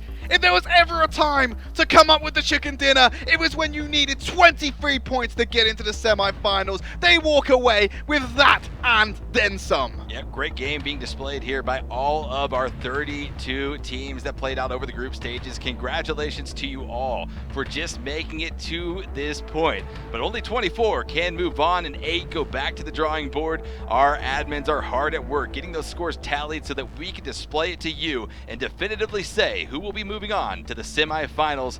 Trid, it is exciting. Ooh, I can't wait to see. And I know that we've usually been showing the standings from the bottom to the top, but I think in this instance, our producers should be showing us standings from top to bottom. Because if we get it that way around, then we save that final moment just to make sure it's the last thing you see is those who will not be joining us, and we can give them a proper send-off. But thoroughly impressed by HOKAGE there. They knew that was the last chance for them, and they pulled it off. It's just unfortunate they were the only team that could make the climb into that top 24. Yeah, it was looking rough for HOKAGE. They weren't able to pick up any of those kills. You saw them applying the pressure to Pittsburgh Knights, but ultimately it just came down between them and Nova, and boy, did they swarm. They did exactly what they needed to, much like we saw a few teams do today, to claw themselves out of those bottom 8 positions. But nothing set in stone just yet. Surely all of our estimations are just that, estimations. But we'll see what is ironed out here in a few more minutes. Trid, what do you have to say to these guys, though? Oof. Who'd say to who? Well, why say anything? Just oof. No, but who am I speaking to? What am I talking about? The 32 teams in North America that competed here over the group stage. Commiserations to the 8 that won't be joining us. We'll find out who you are and give you a proper send-off in a minute. The top 24 who have made it, some names over the course of the group stage have risen to the top of interest. Nova actually with that 2nd place, with enough kills, they may have actually done enough to dethrone Misfits as well, because they were guaranteed 22 points by getting 2nd. They needed a couple to be able to get it. Standings are ready. The producers have just told me, so we're going to have a look from top to bottom. Here's your top 8. Just missing out. Nova unable to dethrone Misfits Gaming with 12 games played, so I don't think they actually got away with that one. I'm actually going to call that into doubt. I don't think that's no, proper. The total points haven't actually been updated yet. The matches reflect 12, but Nova Esports were on 287 at the start of this series. So Trid, I think they got enough points. I think they did it. With enough kills, they would have been able to Trid, they had 10 kills plus the 2nd place finish. They did it! Nova Esports, at least as far as the group stages go, will be walking away in 1st place position. Misfits, sure enough, had a great set of games over the course of 2 weeks, but they will be dropping down to 2nd. Let's continue on though in the leaderboards. Let's try to get down and see what other teams have been able to make it into those top 24 positions. Okay, Tempo Storm, they climbed up 2 more spots, got themselves into 9th with 193 points. Not a bad showing. Pittsburgh Knights, who are our 3rd place team in that series, they're finishing out in 12th, so these teams are all relatively safe. Now, are you ready for a little bit of a drum roll? Let's get down into that 17 to 24 instance, see who has made it. These, if you're not on your list now, it's all over. For HOKAGE, they went from 29th, I believe, straight up to 19th. They jumped 10 places in that final match and guaranteed they'll be joining us next week. Ace Esports, HQA, Version 2 White, Silent Killers maintain their positions. Latinos Undios is there, but because For HOKAGE got into the top 24, NorthAmerica F6 lost their spot. Let's get the confirmation. Bottom 8 teams they will be saying goodbye to for next week. And here they are, back to the drawing board, no longer going to be able to participate in the PUBG Mobile Club Open.